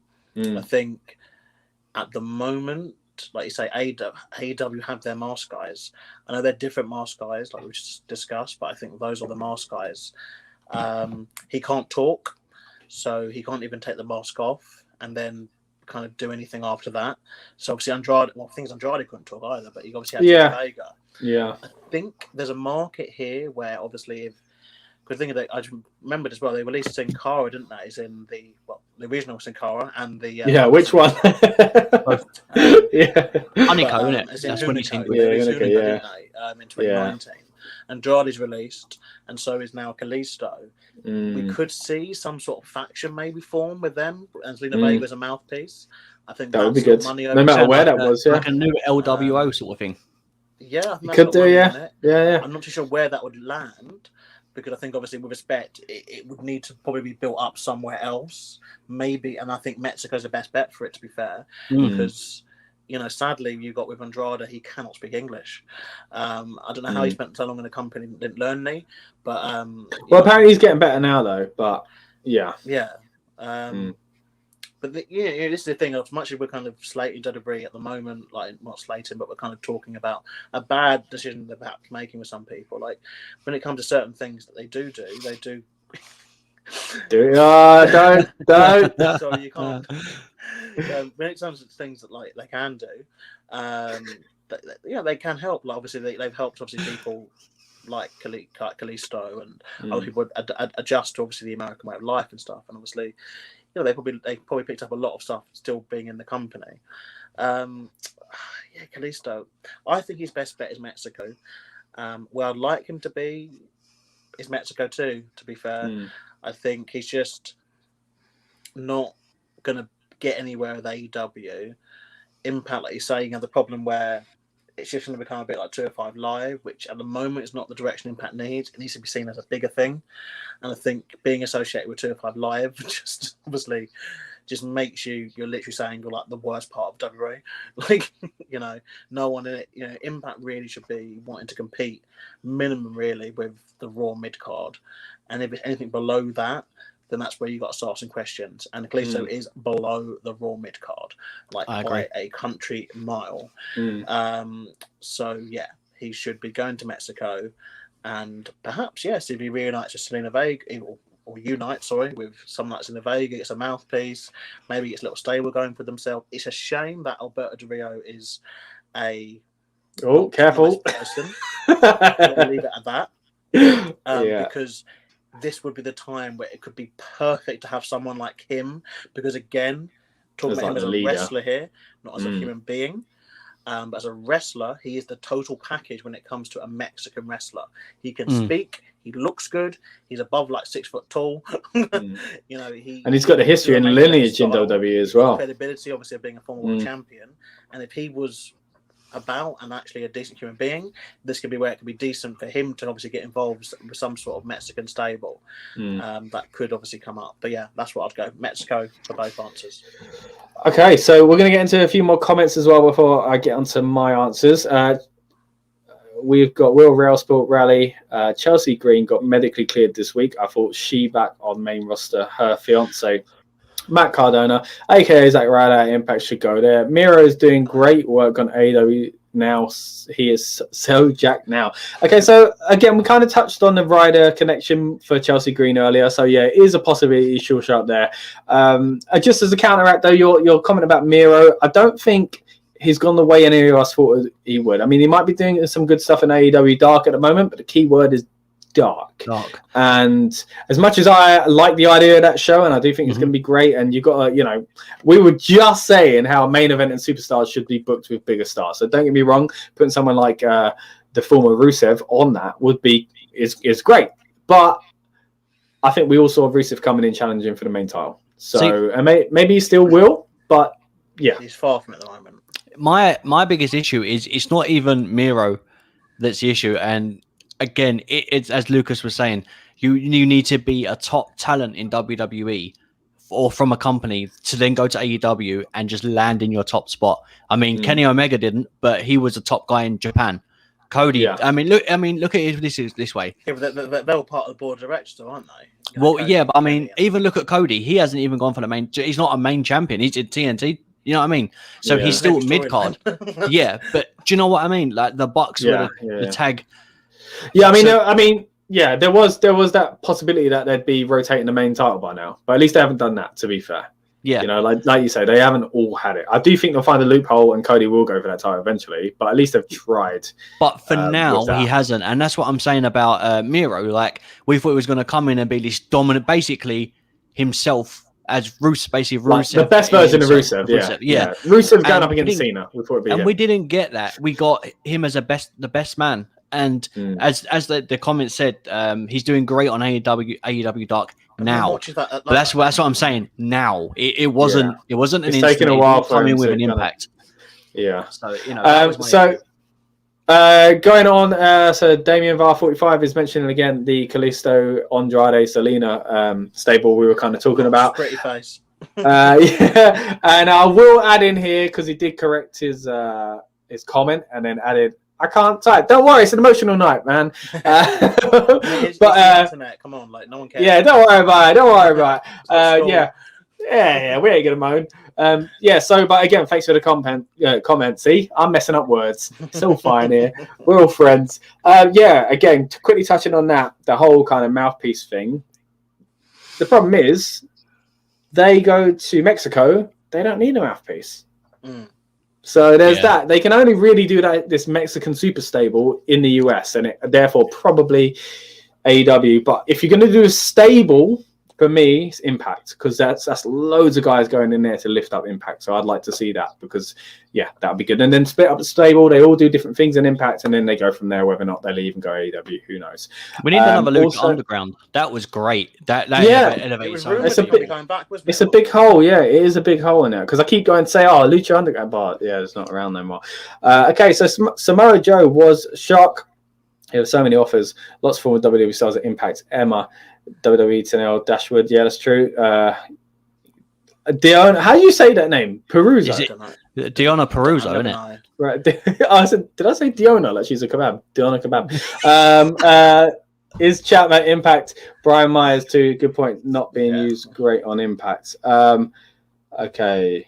Right, here we go. A few more. You can do okay after W get a chance somewhere else. Impact and AEW. That's exactly it. That's what we're saying here. There's a lot of places for these guys to go. Surprise, I found you.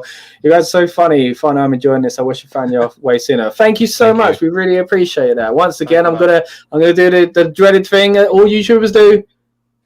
Subscribe. But we really appreciate it, because obviously if you subscribe you'll see more of our stuff, and that'll be great. But again, thank you for joining us tonight and all the comments. Who are we talking about? Who am I going on with? Kalisto, man. Kalisto. Get with it. Kalisto. Well, again, right, so I'm going to plug something else once again, going back to the Talking Beans 5-year look back me and Tom did on WrestleMania 32 recently. I was saying in that they don't need him. As I said it as a throwaway joke, guys. I didn't mean it. They don't need him anymore. They've got another Rey Mysterio Jr. in that they've actually got his son now. You know, I was joking saying that back then all WWE saw him as was the new Rey Mysterio. Everyone Mexican was the new Eddie or the new Rey. You know, that is all. You always hear those rumors. Even if it ain't from them, it seems to trickle out somewhere, right? That they're compared to. Andrade recently was the new Eddie Guerrero. And I said, well, they've got a new Rey Mysterio, so they don't need Kalisto anymore. So, Kalisto, mate, I'm so sorry. We need to. So everyone that's watching this stream right now, it's Scott's fault. It's not. I'm just saying, WWE. I was just right. I was just predicting it. I'm saying they don't see it that way. Clearly. Don't predict anything else, because it seems to be coming true. Stop. What can I say?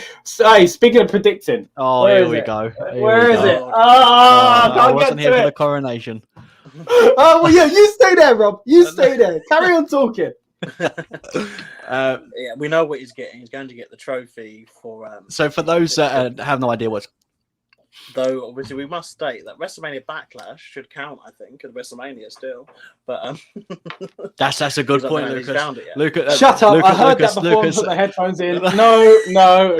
Right? It's still got the word WrestleMania in it. That comes from. Do you want to know what? You're right. I do make predictions when they come true, mate, because I am the predictions champion. I'll give you a pitiful clap. There you go. I said to Dan, I'm going heel, mate. I'm turning heel. I'm rubbing it in. Right. Anyway, let's move on. Kalisto, where do I think he's going to go? And if I predict it, it's coming true. I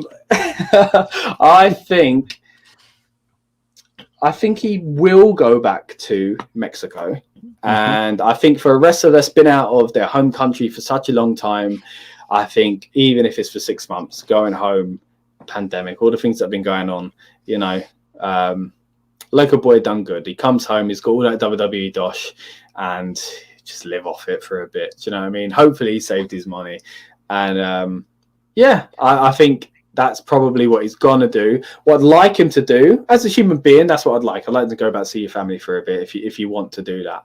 But as a wrestling fan, where I'd like him is Impact. I do think he would, pun intended, make an impact as a, I think 10, what are we talking about? What year are we in now? 2021, 10 years ago, 2011, maybe not quite, 13 years ago, 2008, when all these stars were coming into TNA still. I don't think someone of Kalisto's level, as far as where he's been booked, I'm not talking talent wise, I'm talking about the way he's been booked the past year, coming in would have made a big splash in that TNA.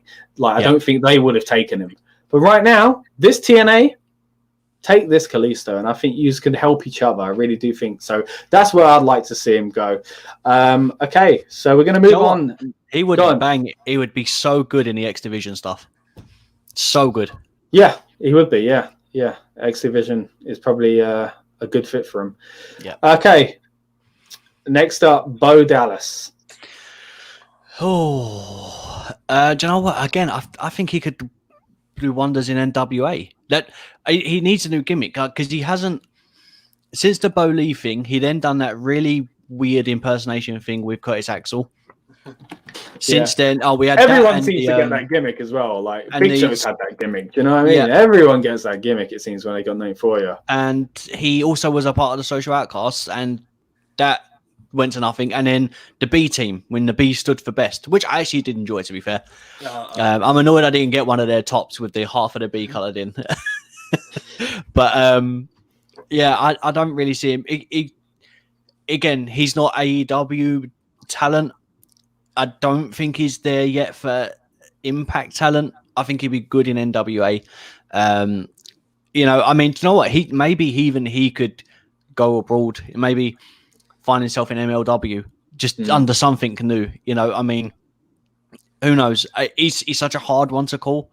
I think he's got him and the who we got left, Blake, isn't it? Those two, I think these are going to be the hardest ones to kind of pick. But I think if he's going to say American based and close to home, then I think NWA. That's where I see him and where I want him. Yeah, these next two are really hard to call. Mm-hmm. I mean, surely Bo is he's just so tied in with the WWE, with obviously his dad being IRS and his brother obviously being the Fiend and Bray Wyatt, and you know, rumors that he could have been the replacement Fiend, you know, coming up. It was never going to be true. Yeah, it was never going to be true. You know, like, I don't know. I would like him, I guess, to find a job. I love Bo Dallas, by the way. I absolutely love him. Me too. This one pains me then, because while I would like him, you know, really, I think I would love him to be moon pushed in any company he was to go to. I love him to pieces. And I guess the one that I'd like the most, to be fair, would be AEW, just because he's just so anti AEW, as in like not his beliefs, but just as a wrestler. Like, I can't think of many more people that, you know, because he's so WWE machine. But feel WWE, yeah. Yeah, he feels WWE about him. Like, I don't know how he'd go there and do it, but because my dislike for AEW is so high that I would like to see him go there and just basically stick him with a finger up at all of them and just be like, yeah, because I loved him as an NXT champion. But what I think will happen, I don't see him getting signed. I think his best bet might be, to be fair, Curtis Axel was released. See, perhaps they can get in as a tag team somewhere. Was that the C team? C team, yeah. Again, though, we're talking lower card fodder at best. He might also be one of the people on the list to be rehired by WWE. You know, after kind of this awkward time. They haven't used him at all, though. But why? Yeah, what were they doing with him? Do you know what I mean? Yeah, unless he's got a role backstage that we don't know about. These people, to be fair. You know, obviously Samoa Joe hasn't wrestled in a long time, but even on television, obviously has through commentary. But he's a name draw value. I mean, let's put it this way: if you was a booker and then you had Samoa Joe in his hand and Bo Dallas on his hand, which one are you picking? Course, yeah. Do you know what I mean? It's a hard one. Like, I think obviously last year's world taught us that, you know, a lot of these companies are happy to offer shorter deals or just like, you know, the one-off appearance kind of deals. Obviously, we saw Zack Ryder, Matt Cardona, he went to AEW, but just for a few appearances, didn't he? And then he left and he's gone to Impact. And, you know, people like Heath Slater, obviously he left and then was invited back to WWE, you know, for one night off. But then and there's now apparently been offered again. Getting a little rumor will come a few, apparently offered again a WWE contract. So there is that, because I get a feeling they might bring him in for something to do with the Fiend. You know, that's always the kind of thing. I guess with WWE's got that thing where if his brother's employed, perhaps of that influence. But at this point, I think they fired your dad, they fired your brother. Maybe the Fiend's next. Oh, they can't do it. Doing too much for him, surely. Maybe this was literally payback for that Mania match being god awful, and they were just like, "Your brother's gone." They're like the mafia. You're talking like they're the mafia, mate. You know, have a figure that on his you owe me money. Your brother's gone. Put it past him. I was like, yeah, shit, like. Oh, mate. That match was rubbish. It's late, mate. It's late. A few swear words are going to pop up every now and then. Apologies, yeah, they're just like that was rubbish. Like that's just, we've got to get rid of your family now, mate. Because he was at May 37 as well. He was spotted leaving the venue, Bo Dallas. But yeah, I don't think he'll go anywhere. What do you think, Scott? Well, like you, I'm a huge Bo Dallas fan. Obviously, I've worn my Bo Dallas t-shirt on the predictions podcast once, or it might have been the reactions podcast. Either one. It was on a pay-per-view thing, and big fan of Bo Dallas. And I think that's it. The way you were talking about him, like you weirdly really like the guy, and then you think, well, because of that, the moon. That's where I want him. I want him top of the card wherever he goes. But then you think, well, it ain't 2015 though, is it? So like he's lost a lot of that shine, and I do think the best thing for him is to go to NWA, build his name back up. Like it sounds harsh, but like I think NWA, is probably the best place for him to be. Build your name back up, and then like maybe then hop to Impact and then hop to AEW, and then you never know, WWE might be calling and actually give you a proper run again, So I feel like that's probably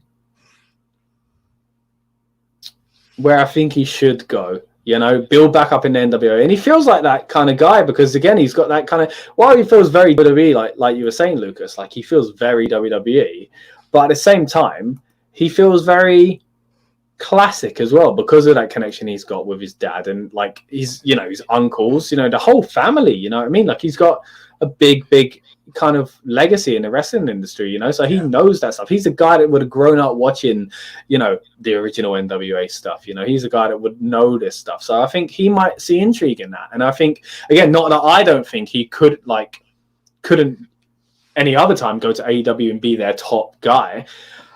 But realistically, WWE have damaged him. So I think it's best for him to go somewhere else and build up rather than get lost in the shuffle in AEW. Even if it's 6 months in NWA, help them out. Like I said about other guys here, help them out, help yourself out, move on and build your way back up. And it doesn't have to be the stepping stone. Like I said, Impact and AEW and WWE. He might do so well in NWA. WWE come calling again. He might think, I'm too burnt by that. I'm not going back. So that's where I think I'd like him to go. And I actually think he probably will go there. The other option I've got, guys, this is wild now, right? This is wild, okay? For years, everybody said he should be in the Wyatt family, right? They've said he should be part of the Fiend character. And recently, people even thought he was the Fiend. Right?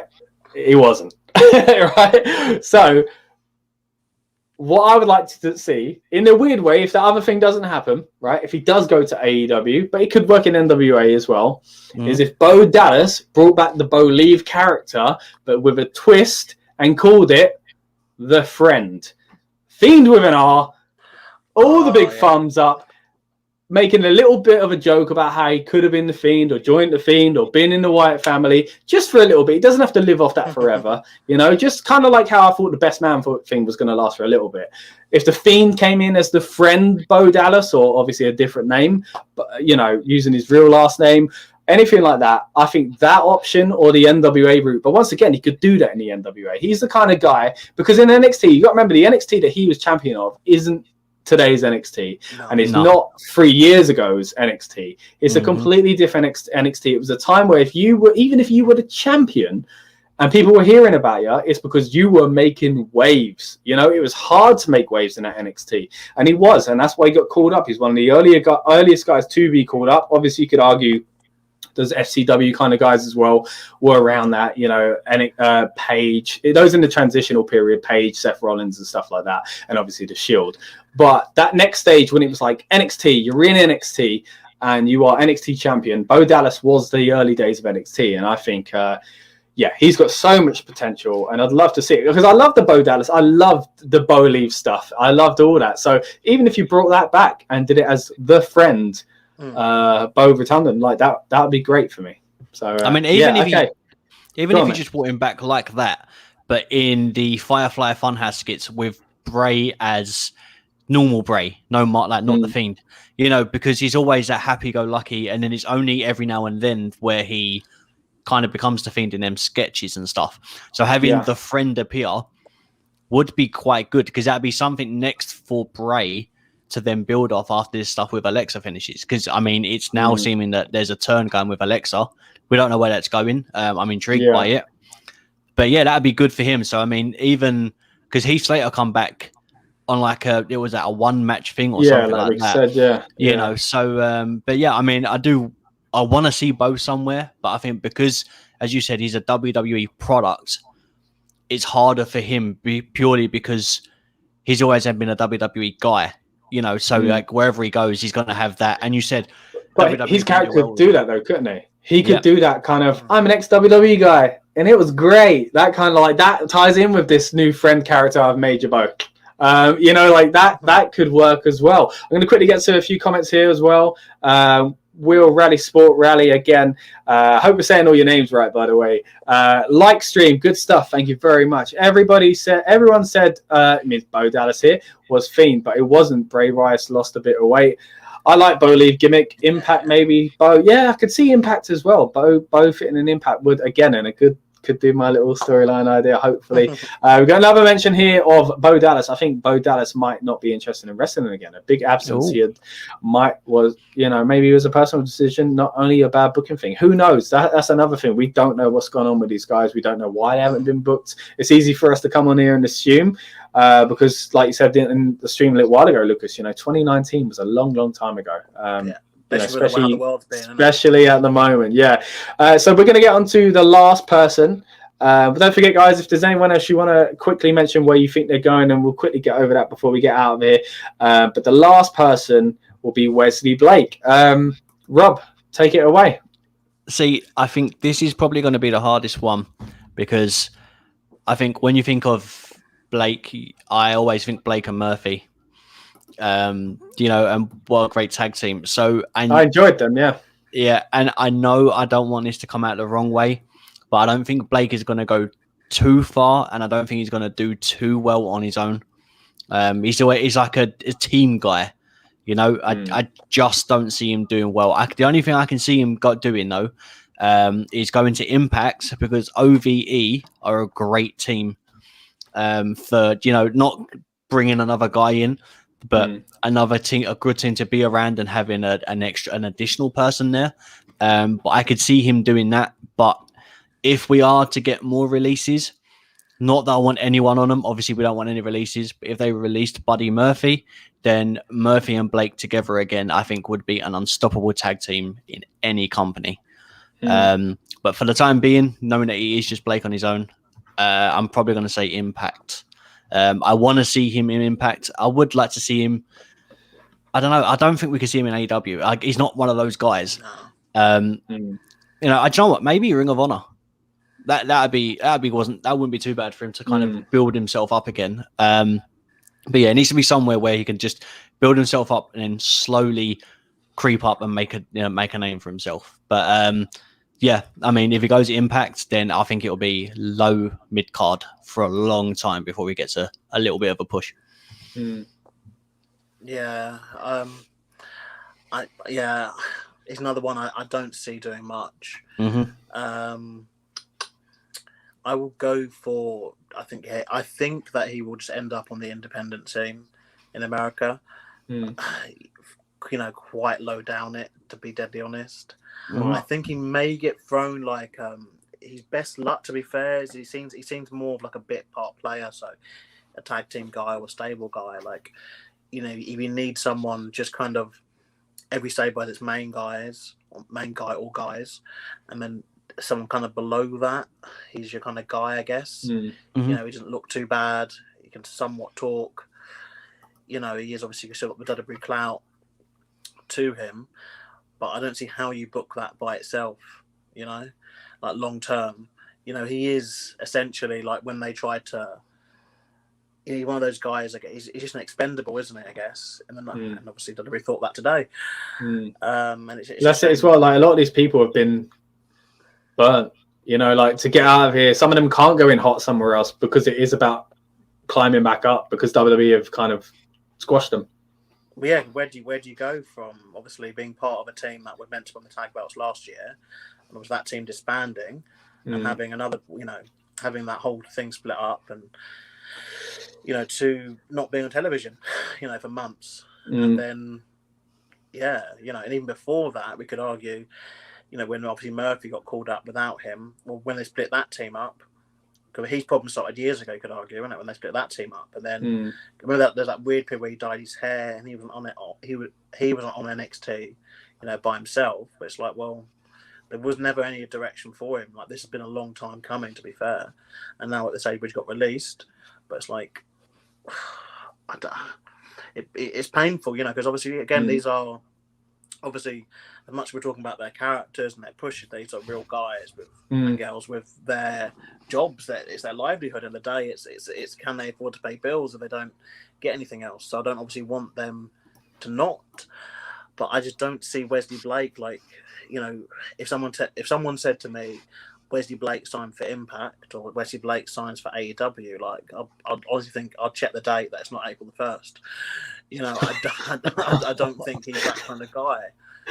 Oh man. So I will go with NWA for like to see, though, out of all of them, because again, like with Tucker, I think if they were to rebrand him and to, because that's the thing, I think NWA as a whole, it's very good at rebranding people. It's very good at kind of, because it strips away obviously all the kind of goofy gimmicky stuff, doesn't it, and makes them just wrestle.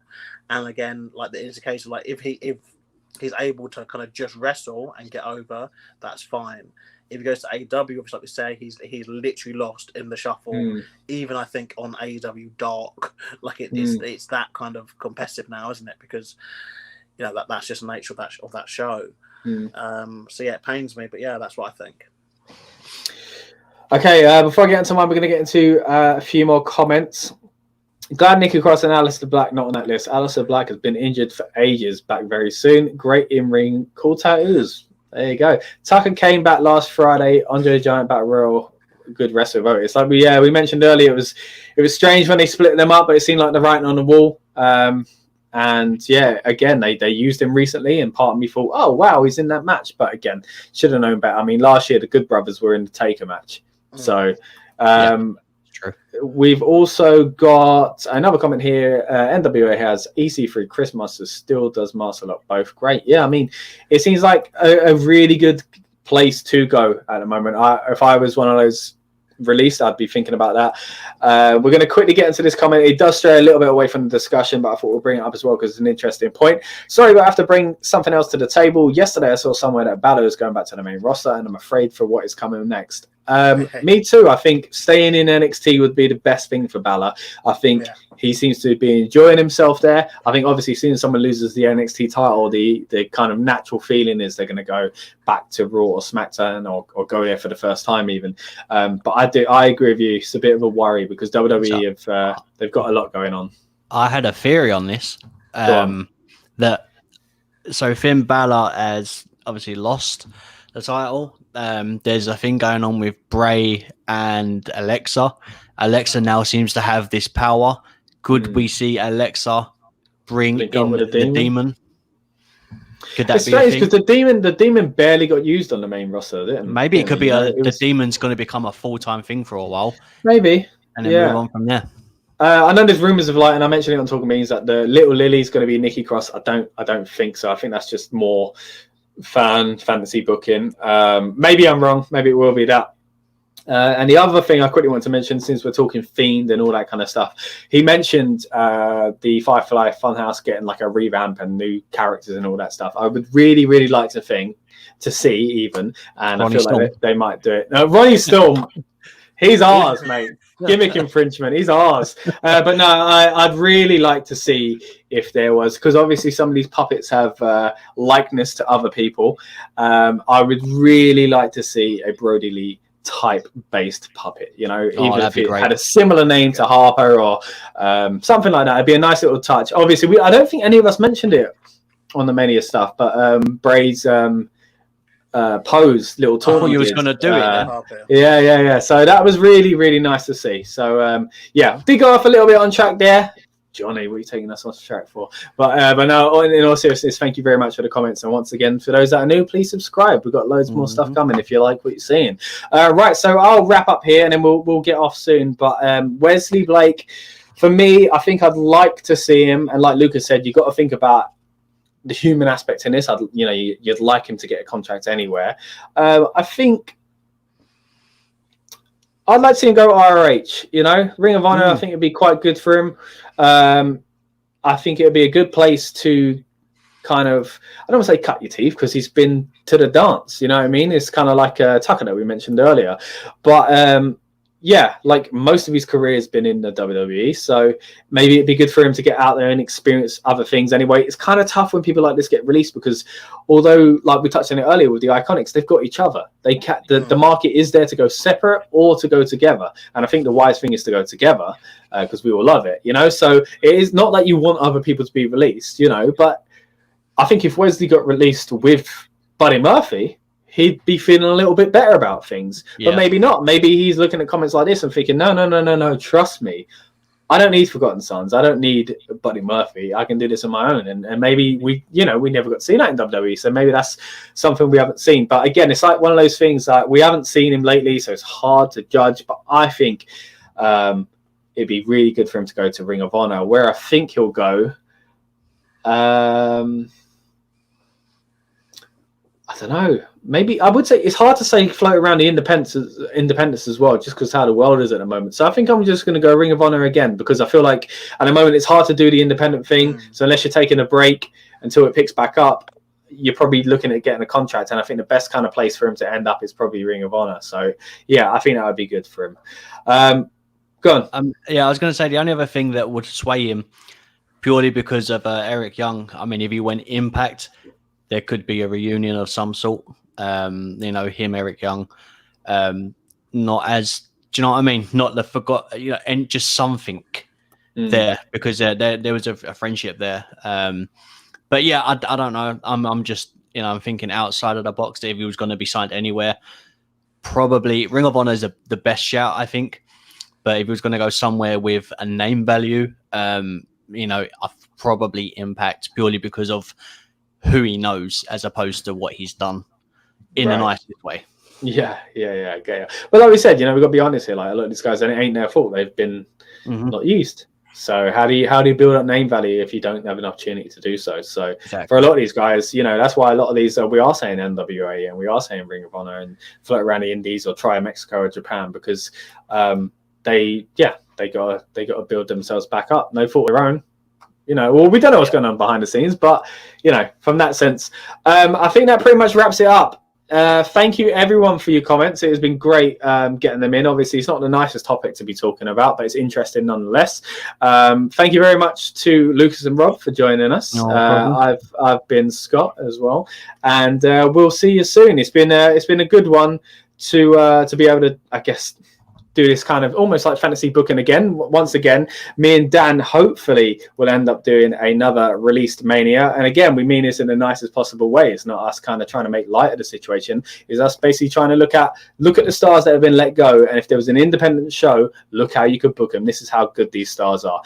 So yeah, maybe we'll be doing one of those in the future. So keep your eyes peeled for that. If not, check out the original Rebellious Noise channel. Anyway, we've got the original one from last year. But if we do fit in a Released Mania 2, it'll be right here on this channel. Rebellious Noise Pro Wrestling channel, that is. And once again, thank you for all the new people that have joined us. Thank you for the people that have been commenting today and the people that have come back from our previous streams and other videos as well. We've got a lot more great wrestling content coming on this channel.